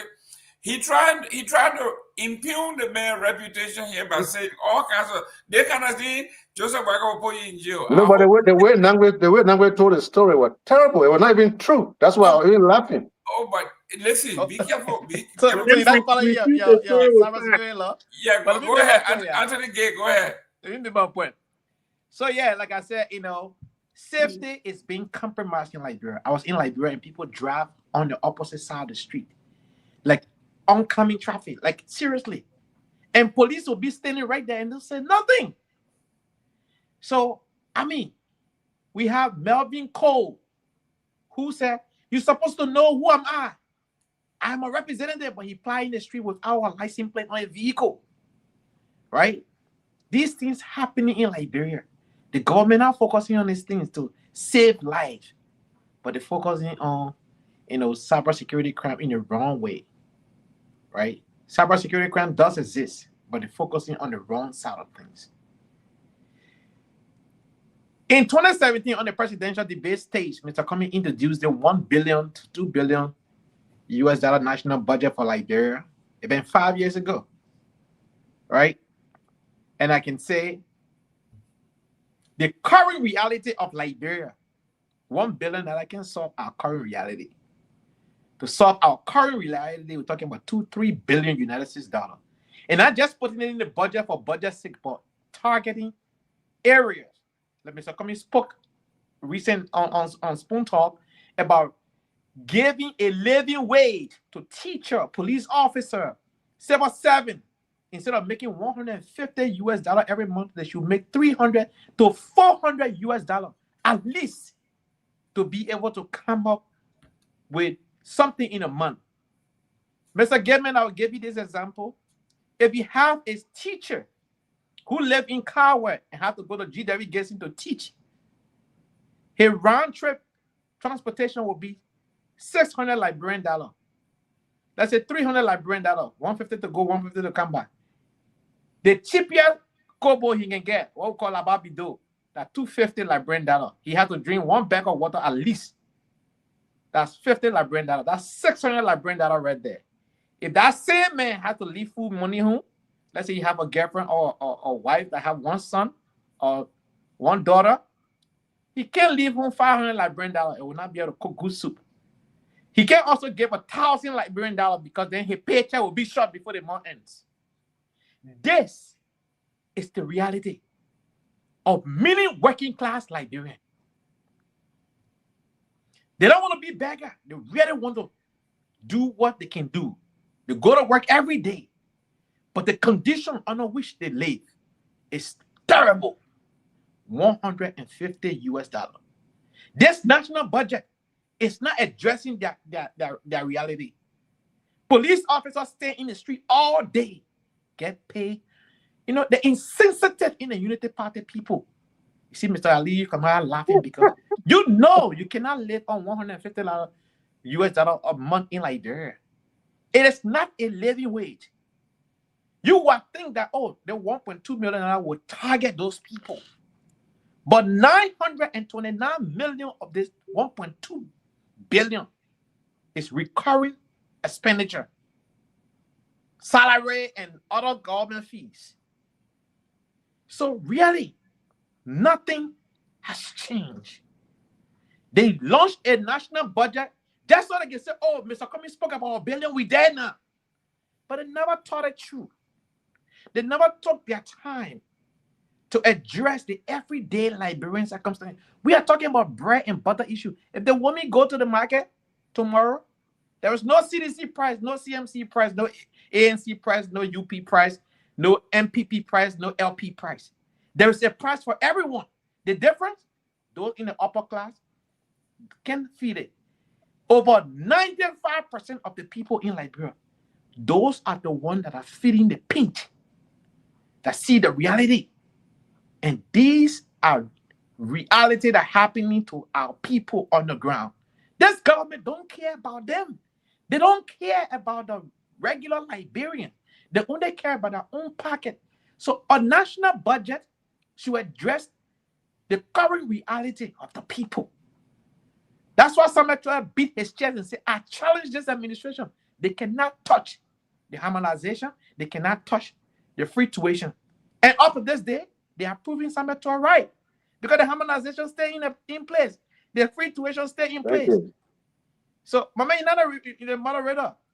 So, the reality here, this national budget, even though they try to say, oh, they reached $1 billion, but they are not reaching $1 billion to address the current reality of the people. Does it make any sense that the current bank governor gets $10,000 in salary, $7,000 in cash allowance, $5,000 in housing allowance? That's $22,000 we're talking about. We have not added the fuel for his generator. We have not added the scratch card and all of those different things. Out of his own mouth at the Liberian Senate when you ask that question. This is what he's getting. But a classroom teacher or a healthcare provider who is saving life cannot get a living wage and they're making $150 a month before they have to take a tax. That is the reality of our people. Excellent. Mr. Taiwo, before I go to Mr. Namwe here, Josiah Joker. You say you're coming to me after the night, jump over me. What did I do to you? Yeah, jumping over you because the cyberspace, the cybersecurity got you. Mr. Taiwo, Mr. Taiwo, Josiah Joker, the CIA director, made last 2 year 14 million, last year 15.9 million. And all of a sudden, in 2026, his budget dropped to what they call real budget at 4.1 million. What's going on here? In where we are, that would be a red flag. How can you say you use $16 million over the past 2 years in budget, and all of a sudden your real budget now is $4 million? That's concern for investigation. Yeah. But Josiah Jokai, just like many of us that leave from the diaspora and go serve in government, will really not lose sleep over it because he knows that he will jump on a plane and come back to the U.S. When everything hit the fan or hit the ceiling, and he will be over here, just like the Christopher Neal, who was in Liberia, with Robert Salif. They came from here. They went and bankrupt the entire oil stuff. Christopher Neal wanted to lead in. They say he was an energy expert, and we have to being an expert and actually having the desire and a commitment to your country they're two different things. This guy, they sat down and signed a $1 billion power project for the LEC. I keep saying it here. What you're seeing over there is a $1 billion project. While that was happening, Guinea was building a power plant for less than $500 million, and they have power all over the place. LEC can't even provide power beyond its own boundaries. But what happened? Christopher Neal got on the plane, ran back over here. He lived in the same neighborhood close to where my uncle were. He had cooks. This guy never had people before. He had maids and everything. This is the reality. And these are the reasons when I speak against diaspora. What Josiah Joker is doing in Liberia, are you telling me that nobody is qualified in Liberia or that could have been trained? A local who has stake in that country, who live there. You don't think nobody could do it there? So for Jokai to now, out of a sudden that until a mechanism is put in place where the people that are associated with all the Liberian organizations, whether YOLA, for once, let YOLA work and do something good for Liberia. Lobby the American Congress, lobby the Congress people in your state, that if people that hold American documents, citizens or residents, leave from here and go to Liberia, and they get caught up in the corruption, when they come back here, they should get arrested, either sent back or prosecuted here under American law and sentenced. Because we keep talking about accountability, but we want to put it in Liberia. Once we want to bring it home here, people freak out because if that happened, and 4, 5, 10, 20 people are locked up for between 10 to 15 to 20, 30 years, all of a sudden you see very few people want to get on that plane to go campaign or to go get in government. Thank you, bro. Thank you. Yeah, no. I'm trying to make the point. So this is sorry, but look, let's come to the budget. In the first place, Liberia really does not have a budget because because I did some budget forecasting and I work on those. The way it works is you don't just create a budget. You first have to find the areas, things that you need to accomplish. And those things are labeled. They're put down, and then based on, okay, we want to build 500 miles of road in the next 4 years or 5 years. We want to rehabilitate the hospital, want to do this, want to raise this much data. Based on those in education, then in this one in power generation. That is based on that. Then, okay, this is how much we need for this and for this and for that, and that is how you raise the budget. And if the Liberian budget was set that way, you will find out very quickly that about 70% of the budget will go to building the country and investing in the people. But you see, Liberia, they do it backward. They don't identify trying to do anything with the country. It's all about they identify what they can put in their pocket, and that is how the budget is generated. So until it can change to what the budget is towards, a gear towards developing the country, investing in the country, rather than paying people benefits and salaries and all kinds of crook money, we'll always have this. Thank you. So let me just rest. I want to say something because we come here every time. They say, let's raise the budget. Everybody wants to raise this budget, but there is one thing that, how do you intend on raising this budget? Because Liberia budget can never be raised in a realistic way, and this is why. There is no way they say raise domestic revenue. How do you intend on raising it? You cannot go and tax the people. You're squeezing, trying to get water from out of rock. It's never going to work. That is why the budget always has a shortfall. You have to create industry, so the government have to invest in different industries and all of that stuff, so that then it create more jobs. A revenue generation area, you have to take control of that port. Cancel that privatization of the port, because I was on here like about 3 weeks ago with Thomas, and he was saying that the port is not privatized. Hey, yet the port is privatized. He said that APM terminal have only one terminal. If they have one terminal, it means if I went into the port and I have one terminal, it means I run that terminal. It means I deal with my customer. If they bring something through my terminal, those are the people that are charged. Go and look at everything that is brought into Liberia. APM, port, they have to thank you, bro. Cross that. So the port is privatized. Take back the port. Yeah, APM terminal is in charge of the free port. Yes. Thank you. Thank you very Why much, can't they pass that law? Yeah, and what have they done? Nothing. And Mr. Give me take over that. Take over that step. Add value to it. Look, I'm trying to tell you now how the budget can be realistically raised to that 1 billion and beyond. Okay. Invest in the country, infrastructure, education, and the harnessing of the resources to add value to them. Industrial labs. That is how you raise that budget. No, they take me stuff. That's how you take your data. Oh, it's not about getting up. I mean, start now. This stuff is not necessary. But it means I take you data against that. It's not about getting up. That you're going to go tax people for a house rent, for this one, for that one, and that is how you're raising the budget. No, you don't. You can't do that. It will never work. That is what there is always short for. Thank you. Thank you. Okay, listen. Because now I already spoke. But I'm the only one who hasn't spoken. Ms. Aliyu Kamara. Yes. We are talking about the national budget. 280 million goes to education, infrastructure development, healthcare, you name it. Everything. But $900 million go to salary and perks. Okay. So this is what I would do. Okay. Before I actually say what I want to say. You got 2 minutes though. Oh, that means give me 2 minutes. They meant for 11 plus minutes. But anyway. You also will take the time and give it But let me tell you, when I start talking, everybody can give me something. Let me finish now. My people, I beg you. I will make this recommendation, Mr. Grim. I hope you form part of the panel. And Dennis, I know you're listening. Find someone who is a neutral economist or accountant that really understand the language of Larry Kennedy is one of them. Well, I don't care. Just find it.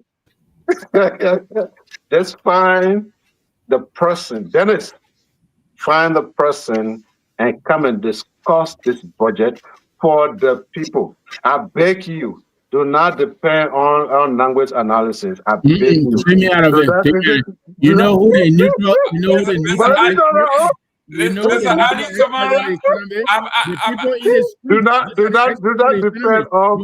depend on General Buddhist talking. In the streets and ask them, then you understand. But let me make a point. Mr. Gimmick, can you protect me? Go in the streets and talk to people.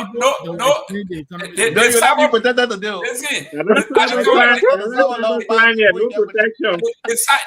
protection the president Mr. Gay, man, listen to this. The Liberian government, as it stands, is doing well for the Liberian people and the people of the South. The people of the Southeast. There you go. The people of the Southeast can testify to this. Right in Anthony Village, they will tell you that today trade and commerce is the highest in the last 10 years. It's on record. It's on videos. Give us the number what it was 10 years ago and what it is now so we can compare. No car going to Matan. So One minute. Yeah, give us the number 10 years ago and the number now. But when Tom talking about how we can just move from here, we go out of the city when we come back, he give us no evidence. We have still no money yet. And when they girl. So, listen to this, Mr. Gibb. They're trying to throw me off, but I will come back. Okay? Right. In Liberia right now, the security situation in Liberia is more stable than it has been for the last 8 to 9 years. And the reasons are, you're winning now. I will give you the evidence. Okay? I'll give you the evidence, but just allow me to finish speaking. Mr. Nambo just said, go to the people in the street and ask the people in the street. It is the same people in the street that are speaking. Unfortunately, you guys select which information you want from the street, and that's what you bring to propine upon. The truth is, Liberia is more steady. Is in fact, Liberia now has an actual government that we didn't have some 7 years ago. I mean, some 6-7 years ago. Liberia has a stable government. The president of Liberia was told this to his face on stage in Togo. All of you watch that video. The compliments he received as to his leadership and how mature and responsible it is. The whole of Africa now, some nations are trying to follow Joseph Boakai as a model of leadership. Steady. I asked you about the budget. I'm asking you about the budget. I'm asking you about the budget. This is not class reloaded, man. This is not class reloaded. What is that for? Gay, I'm asking the man for the budget. Then you talk about Togo. What Togo? I just responded. The budget situation. I made a recommendation that the economists or accountants who are neutral, again, don't bring ANC economists or accountant. Bring Larry Kennedy, who is neutral. No. Larry Kennedy is an opponent. He opposes this government. That's not true. Larry Kennedy. Aliu. From the beginning, what are you talking about? Listen, Larry Kennedy opposes this government. For the time he wanted his friend from the talk show to be vice president, and they threw that stuff up. From that time, Larry Kennedy has been biased in all of his analysis. We're not listening to it. We're not buying anything he has to say. His views are respected. He can keep them all he wants. And I'm asking Dennis Jar, I want neutral people on here who will speak for what the people is, not people who already have a formed political opinion on the basis of prejudice. Please do not bring Booty to analyze it, because there's nothing in there. No, and listen, Anthony Gay, why are you falling for the trick? I am looking at, we're talking about Josiah Joker's budget. I'm looking at it here. Why it went from 16 million to 4 million. Do I need a rating right here? Do you need anybody to tell you that? To tell you that? Do you need an expert to tell you? There is more to the budget than just picking up 4 million. I'm looking at the budget here now. There is more to that budget. I'm looking at the budget here. It says war and economic crime cost 0 there. Asset recovery 0 there, but it says here $10 million is a donation from asset recovery. Is that the draft budget? Is that the draft budget? Or is that a signed budget? What? Is that a draft budget or is that the signed budget? We are discussing the budget now on the floor. What are you talking about, signed budget? That's the draft budget you're looking at. So what? Okay. So it is subject to amendment. Oh, okay. There you go. Ladies and gentlemen, if you just joined us, thank you very much for following us. I see that's how Mr. Kamara, you use your time to I didn't use my time, but you go ahead. Nobody give me chance to Victor, real quick, before we move to the next one, there was some breaking news about 48 hours ago that Honorable Musa Ability and the CMC are bringing in 26 brand new yellow machines. Yeah, Benny. Talk about that.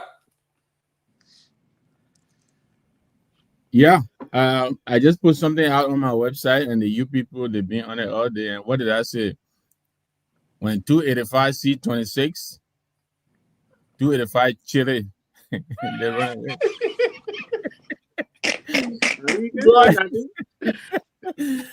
But listen, I was on the show. They will bury a yellow machine for entering the country. I know, right? We'll try to bring it through the Lofa border.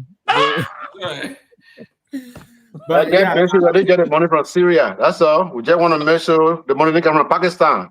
Nah, look at that. Or Afghanistan. Come from Syria. What's wrong with that? Hey, exactly. Yeah, you go. But guess what? Let me ask Valley, where the president come from just now?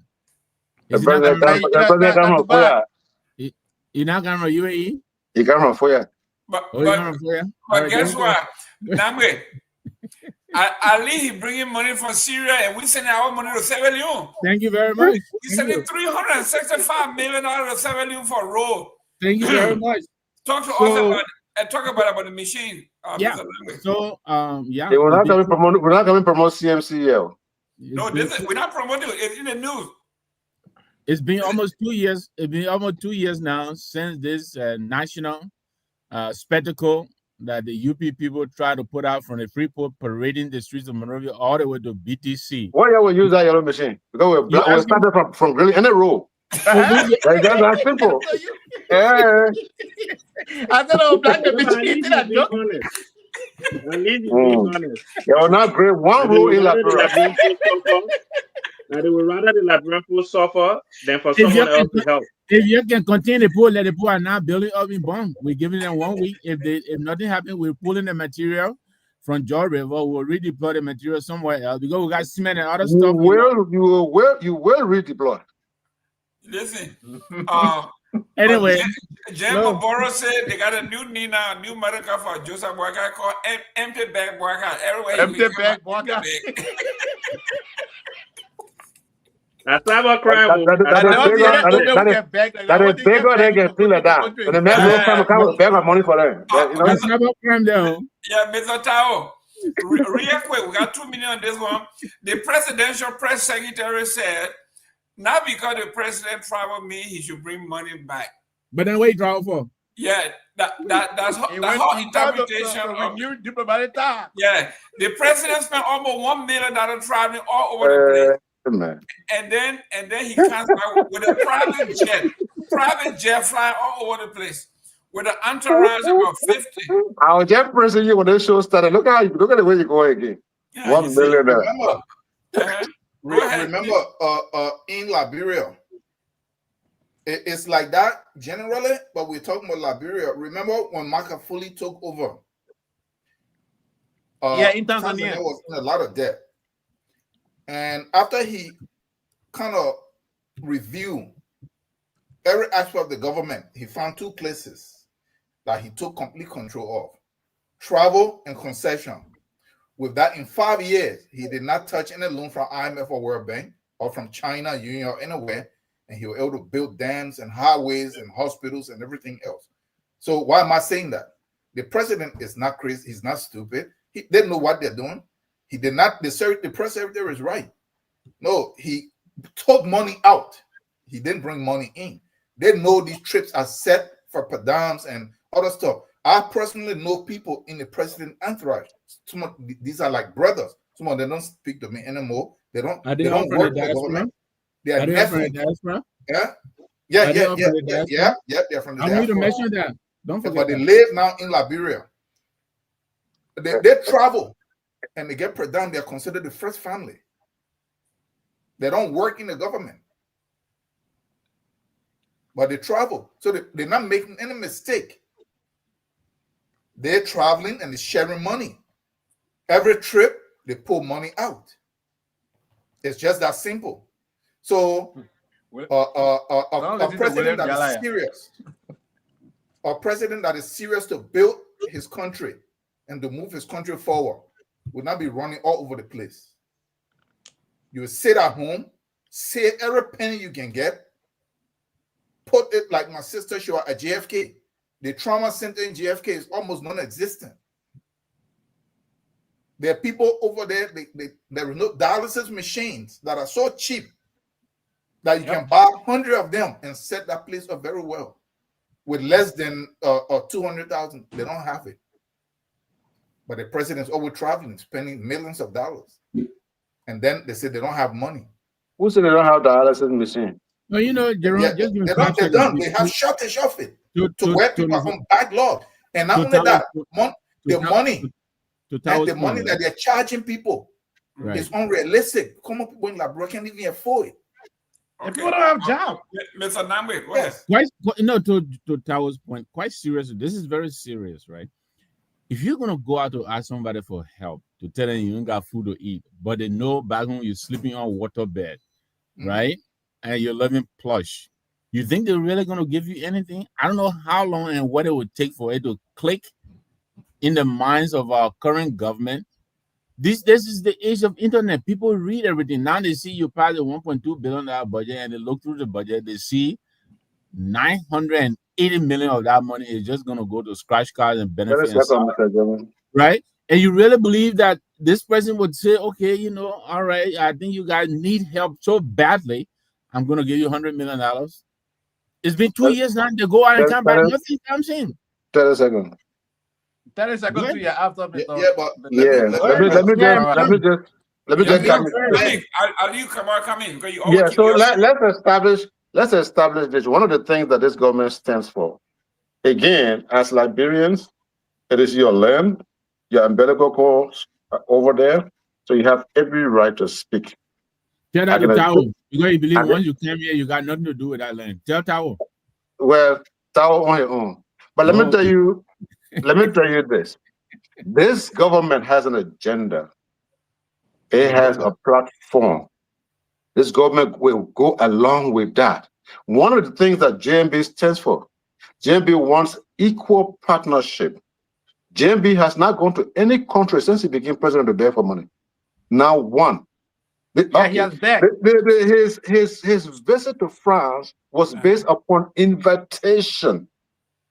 His visit to the UAE was also based upon invitation. No, he said he said he wasn't No, invited. that's not what he said. He said if he wasn't invited, he wouldn't have gone there. That's what he said. He said let me learn. Let me learn. You can't tell me what he said because I know what he said. Now, if he goes to a state visit to meet the president of France, you want to go there and say, "Oh, my people, please give me some money." Is that why Joseph Barker says he's not doing that? He wants equal partnership.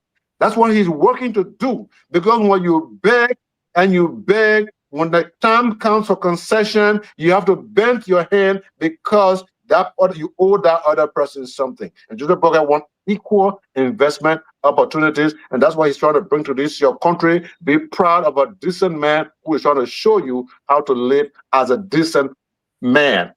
Thank you. 30 seconds, please. Yeah, go ahead. President Walker went to France on invitation, absolutely. But Accelerator still have operated in Liberia for 20 years. He just extended Accelerator Steel operations in Liberia for additional 25 years. Really? For 500 million United States dollars.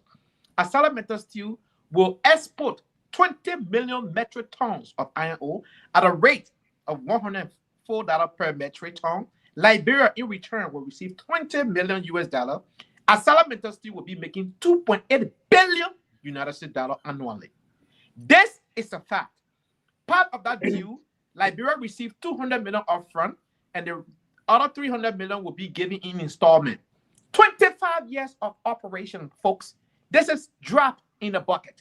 This is marketing our future. Look. Hey, Dr. Chibo. Listen, when you come to this kind of discussion, don't try to fool us. We are talking about bread and butter issue of Liberia. We are talking about creating jobs. Y'all lied to the Liberian people and said the iron ore concentrator in Yekepa was going to create 6,000 new jobs. Where are those 6,000 new jobs? You went to South Korea. You signed 23 MOUs. What are happening from those MOUs? We are not here to just bash this president. President Walker came to the United States and asked Donald Trump to do a mineral survey. When in his 2024 State of the Nation address, he outlined that the Chinese government has done comprehensive mineral survey where 7 new minerals were identified and they were outlined.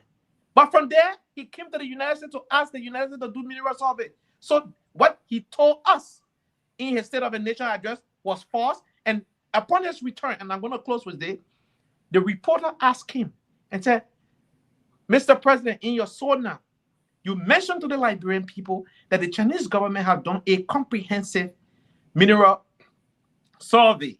But you just told President Trump that you want the United States to do mineral survey. The president's response was, oh, I didn't say comprehensive. I said they only did 2 counties. But go look at the SONA. The speech is on the executive mansion website. Thank you, man. Intellectual perambulation. Oh, what? Listen, I said, you see why we told President Todmont, don't do the integration thing. You really do it for the village. You bring it here, you start in trouble. Guy, we have run out of time. Let's start with the 2 minutes here. Use your 2 minutes to close. Let me start with Tower. That beautiful English. That beautiful English. Yes. That beautiful English. Yeah, look, you know, I am really troubled by this Kamara guy. Okay. Yeah, the reason is because we are here to discuss the future. Join the line. Join the line. Nation. There's a whole line of people who are troubled by violence. Yeah, we are here to discuss the future of this nation. And when we are pointing out things that are clear, if they set a $1.2 billion budget, and over 95% of this budget is for recurring expenses, and like about maybe 90% of that is just benefits and salaries. Are you saying that Dennis Joshua waste his time to bring somebody here to explain why somebody is getting $3,500 for fuel, while somebody who already lives in their own house is getting $5,000 monthly for housing allowance? Is that what Dennis Joshua was to waste his time on? And you're trying to do all the kind of disingenuous stuff here, and you're laughing and doing all this carrying on? You should be ashamed of yourself. Seriously. Oh. Yeah, no. You should be. Don't do this. It is one thing for you to want to defend your government, but for another for you to come in and try to make mockery of the country and its people. That Bwaka is doing very well for the people. Where I'm engaged in many projects in that area. But now I have to start buying generators and solar panels and all of this stuff just so that I can keep operation going, that have quadruple my overhead because no light and all of this stuff. And you say that he's doing well, that prices are through the roof. After that, let me go next. Can't even get paid. And you're saying I have several nurses that I found out, and they're not, some of them working at various government hospital. They have not gotten paid for 2 months. And what they get paid, I have to subsidize their income so that they can lose their knowledge, that they keep going, because they use everything in transportation compared to what they're paid. And you are saying here that Bwaka is the best, praising him in Togo and all of this stuff. No, don't do this. It is one thing for you to want to defend Bwaka, but it's another thing for you to at least be a little bit more sympathetic to the country and see what the country is going through. Okay, thank you. So don't do that. And okay. and finally, no, Mr. Nangwe, I did not say that when you're in the U.S. as a Liberian that came here, you have no connection to the country. That is not what I said. So don't misconstrue what I said. You knew exactly, you understood what I said. I said it here. That if you are here and you say you're an expert, or you are wealthy, or you have good job, go to Liberia, go into the private sector. If you have all of this knowledge and all this stuff, or let us form conglomerate, let's go. But the only way by which you want to go to Liberia is just through government. No, cut it out. Because the record is not good.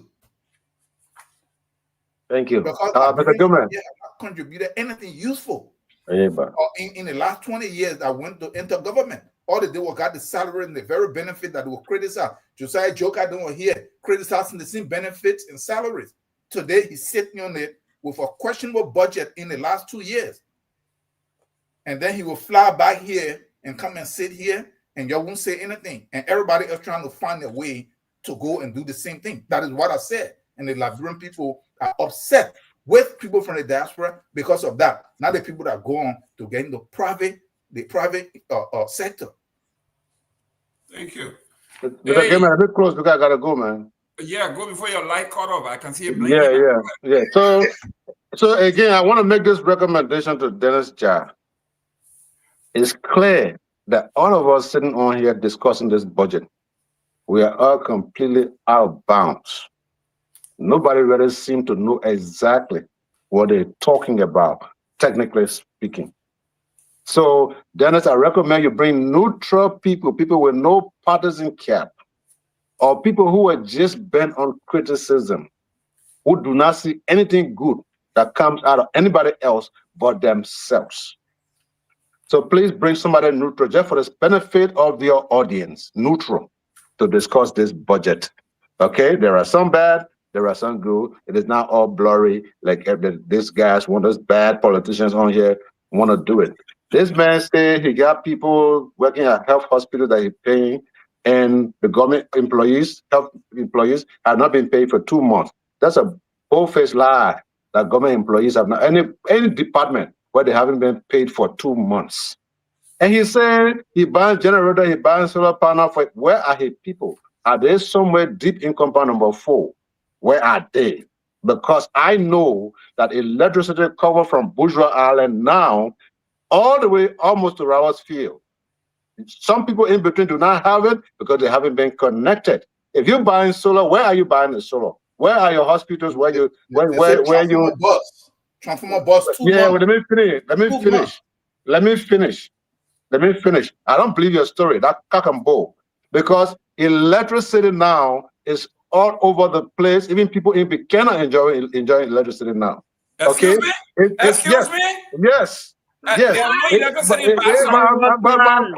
I'm closing. Why again? Cyber crime. They may lie. Why do I have to suffer in you guys? They will arrest you when you get on that river for cyber crime.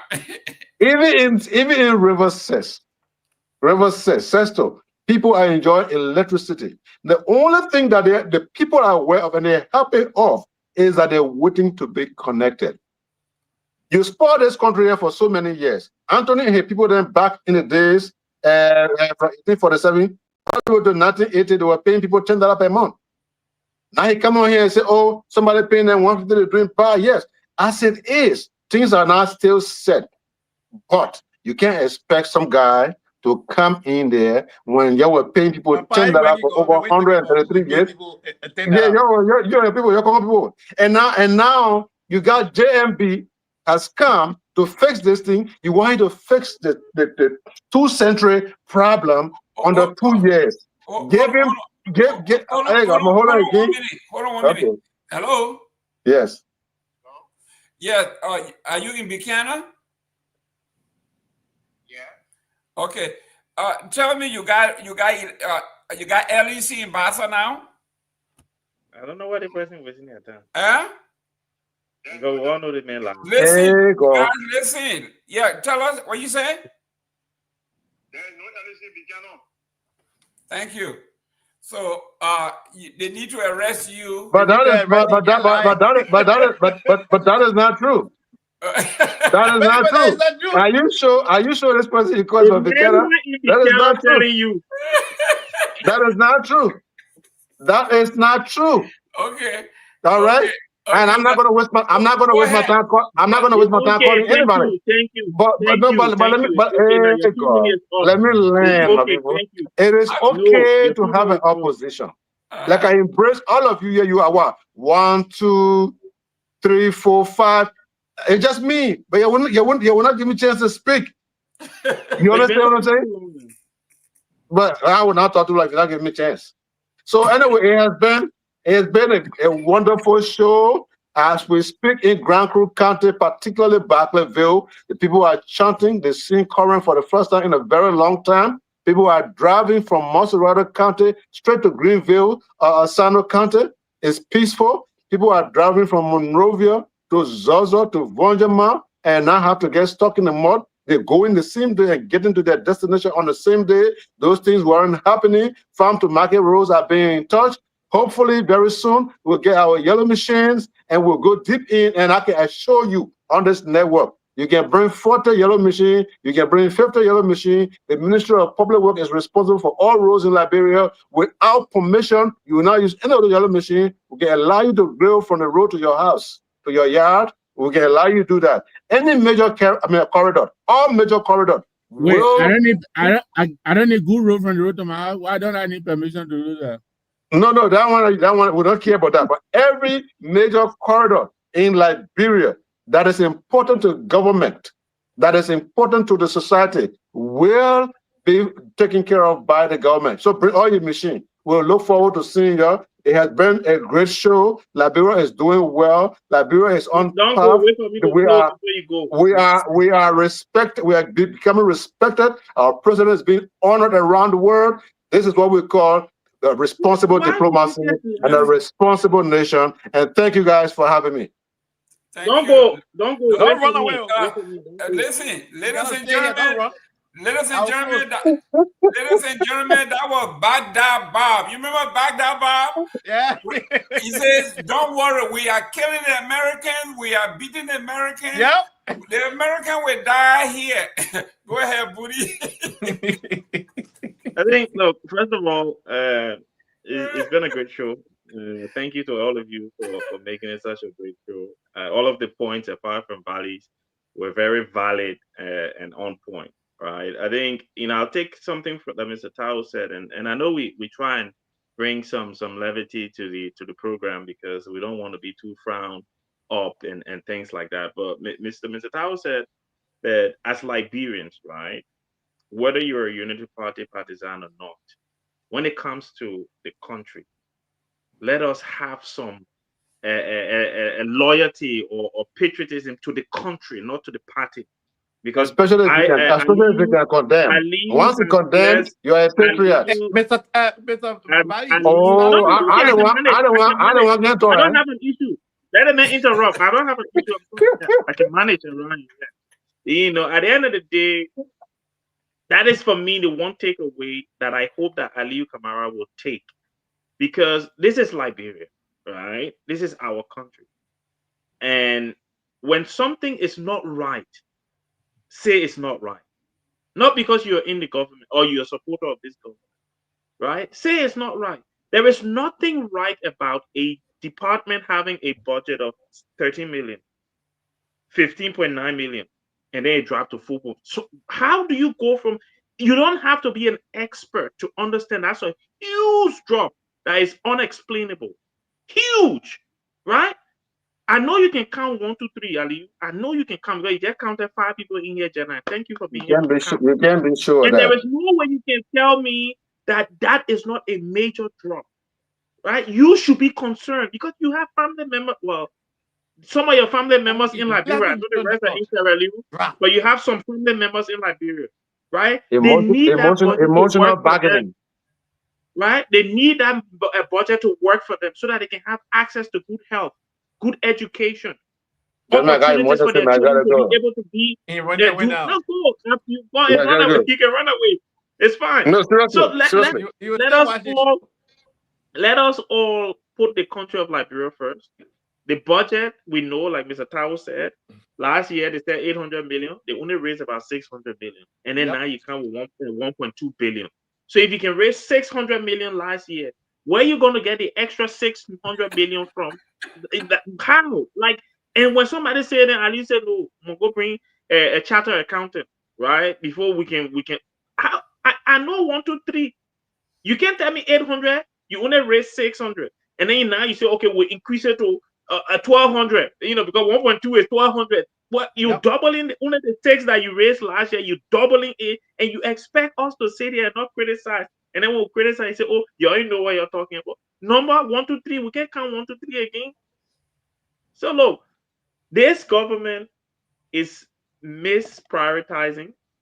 The Liberian people need to be aware of this. And we need to criticize this budget. We need to hold them accountable. And can I say to you, Mr. Nangwe and the CMC, we look forward to your 26 machines coming in, right? And the nonsense that Valley is saying there, but they will not allow the yellow machine to come in. That tells you that he's not a patriot, right? He doesn't care about Liberia. All he cares about is JMB, and he should stop lying about all the awards. You can't see JMB receive one award. You're saying being president. Award for what? Don't listen to him, man. Don't listen to him. He's gonna receive the Nobel Line Prize. Let me go before the go ahead. They progress it, But look, Mr. Gaiman and the rest of the panelists, in all fairness, and like Mr. Tawo said, we should prioritize our nation above any political party, above any personal feeling, whatnot. This nation, Liberia, been around over 100+ years. All our neighboring countries are making headways, and we're still here, recycling people, recycling things. You cannot tell me, Josiah Joket, that your budget was $16 million, out of a sudden it's only $4 million. What happened to the $12 million? You didn't cut down 12,000 people out of the civil service. What happened? I mean, this is serious. If it's anything, they need to audit the GSA. What went wrong? Why we left from 16 million to 4 million? To those of you in the comment section talk about JMB is addressing the bread and butter issue, then you are insensitive to the plight of the Liberian people. If a woman who is a healthcare provider or man who is a police officer get paid $150 a month and they have to go to work at least 23 days within a month, you're telling me their transportation round trip is 300 Liberian dollar. Their kobo they have to eat at 300, that's 600 Liberian dollar. They have to buy one bag of 25 kg. That's 2,800, 2,900, depending where they find themselves in Monrovia. Make it make sense. How can they stress that $150? It doesn't make no sense. They are barely making it throughout the month. And if that man have 3 or 2 children or 3 children at home, he got to leave food money. 500 Liberian dollar can cook good soup. And then they manage to cook, they spend 1,500 or 2,000 Liberian dollars to say we'll cook multiple soup. Guess what? They don't have, they can, the power meter where they can recharge. They will not be able to keep that refrigerator on to keep that soup cold, to freeze that soup. They will not be able to do that. This is the reality. I will tell you, this is not politics. This is the reality of thousands, millions of Liberians. Some of them don't even have any family member in the diaspora to say, oh, they will send a Western Union, money grant, send wave, you name it, all of the money transfer and services out there. They do not receive remittances. So some of them, they will go do little contract and get little money. Sometimes they do the contract and the people can't pay them because the people that are also working, that money not even enough to stretch it.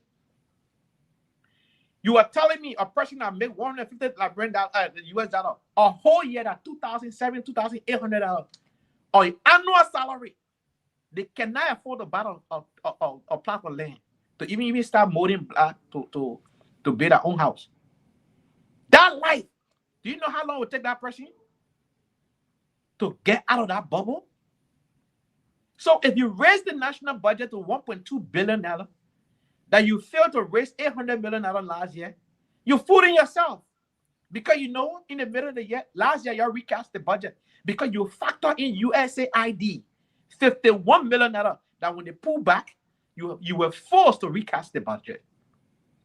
You have a finance minister who doesn't understand the current challenges of Liberia. He is not progressive enough to address the issue. If you are going to invest into agriculture, but the moment you came into office, by year 3, Liberia will cut down rice import by 25 to 30%.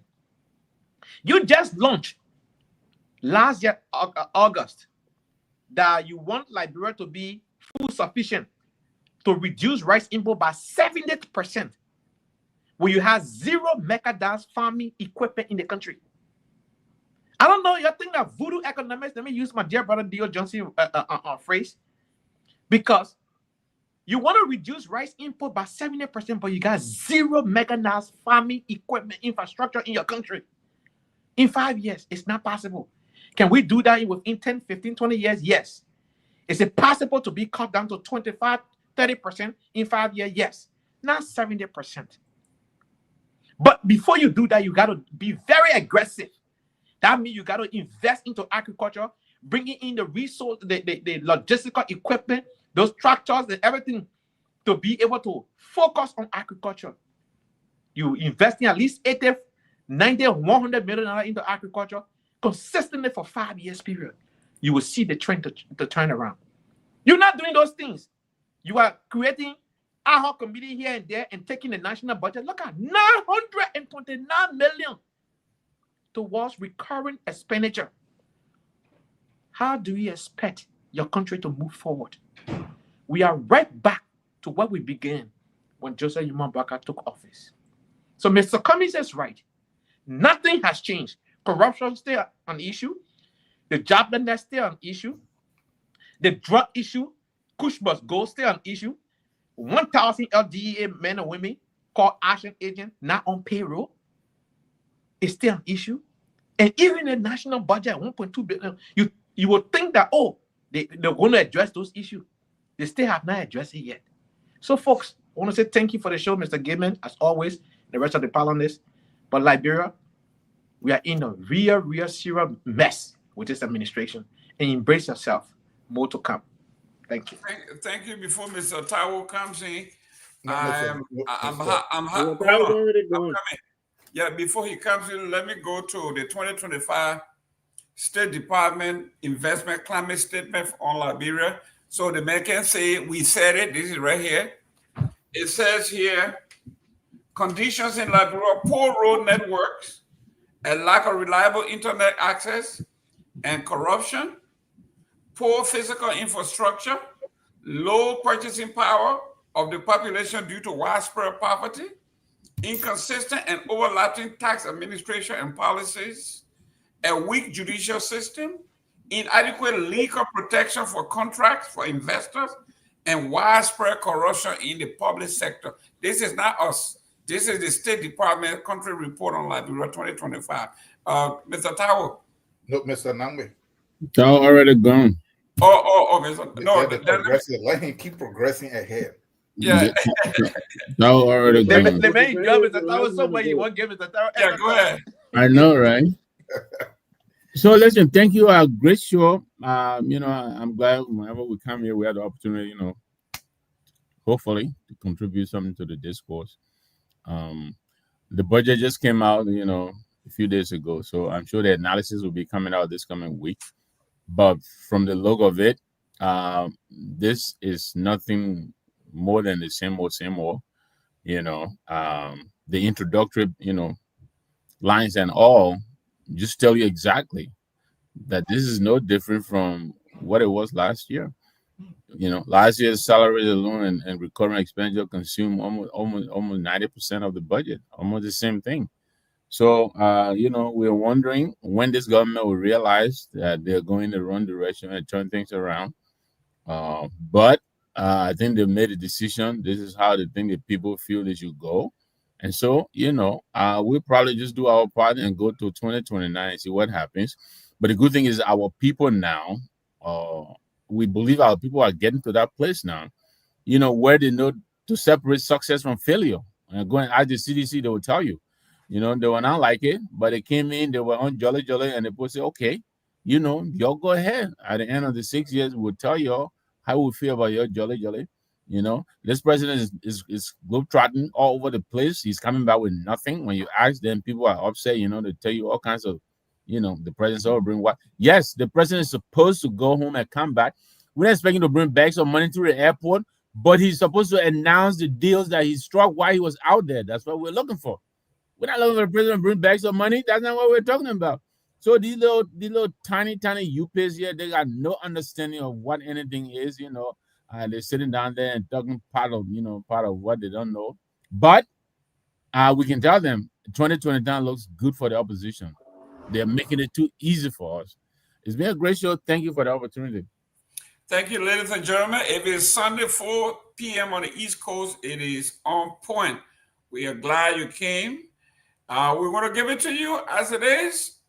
We report and you decide, like they say on the other stations. It is our job to lay out the facts, like we just did with the U.S. State Department country report. We're not making these things up. Dr. Booty, you want to say something real quick and close up? Finally, you can at least take us home for the first time. I'm good. No, I think it's been a great show, and we're all Liberians, as the song that we close with always say, and we need to focus on Liberia, because at the end of the day, that is our common denominator. UP will go, CMC might go, CDC might go, but we will always be Liberians. And thank you, gentlemen, for a very thought-provoking discussion today. Thank you. Thank you. We'll see you next Sunday. Labira is our home. Labira people.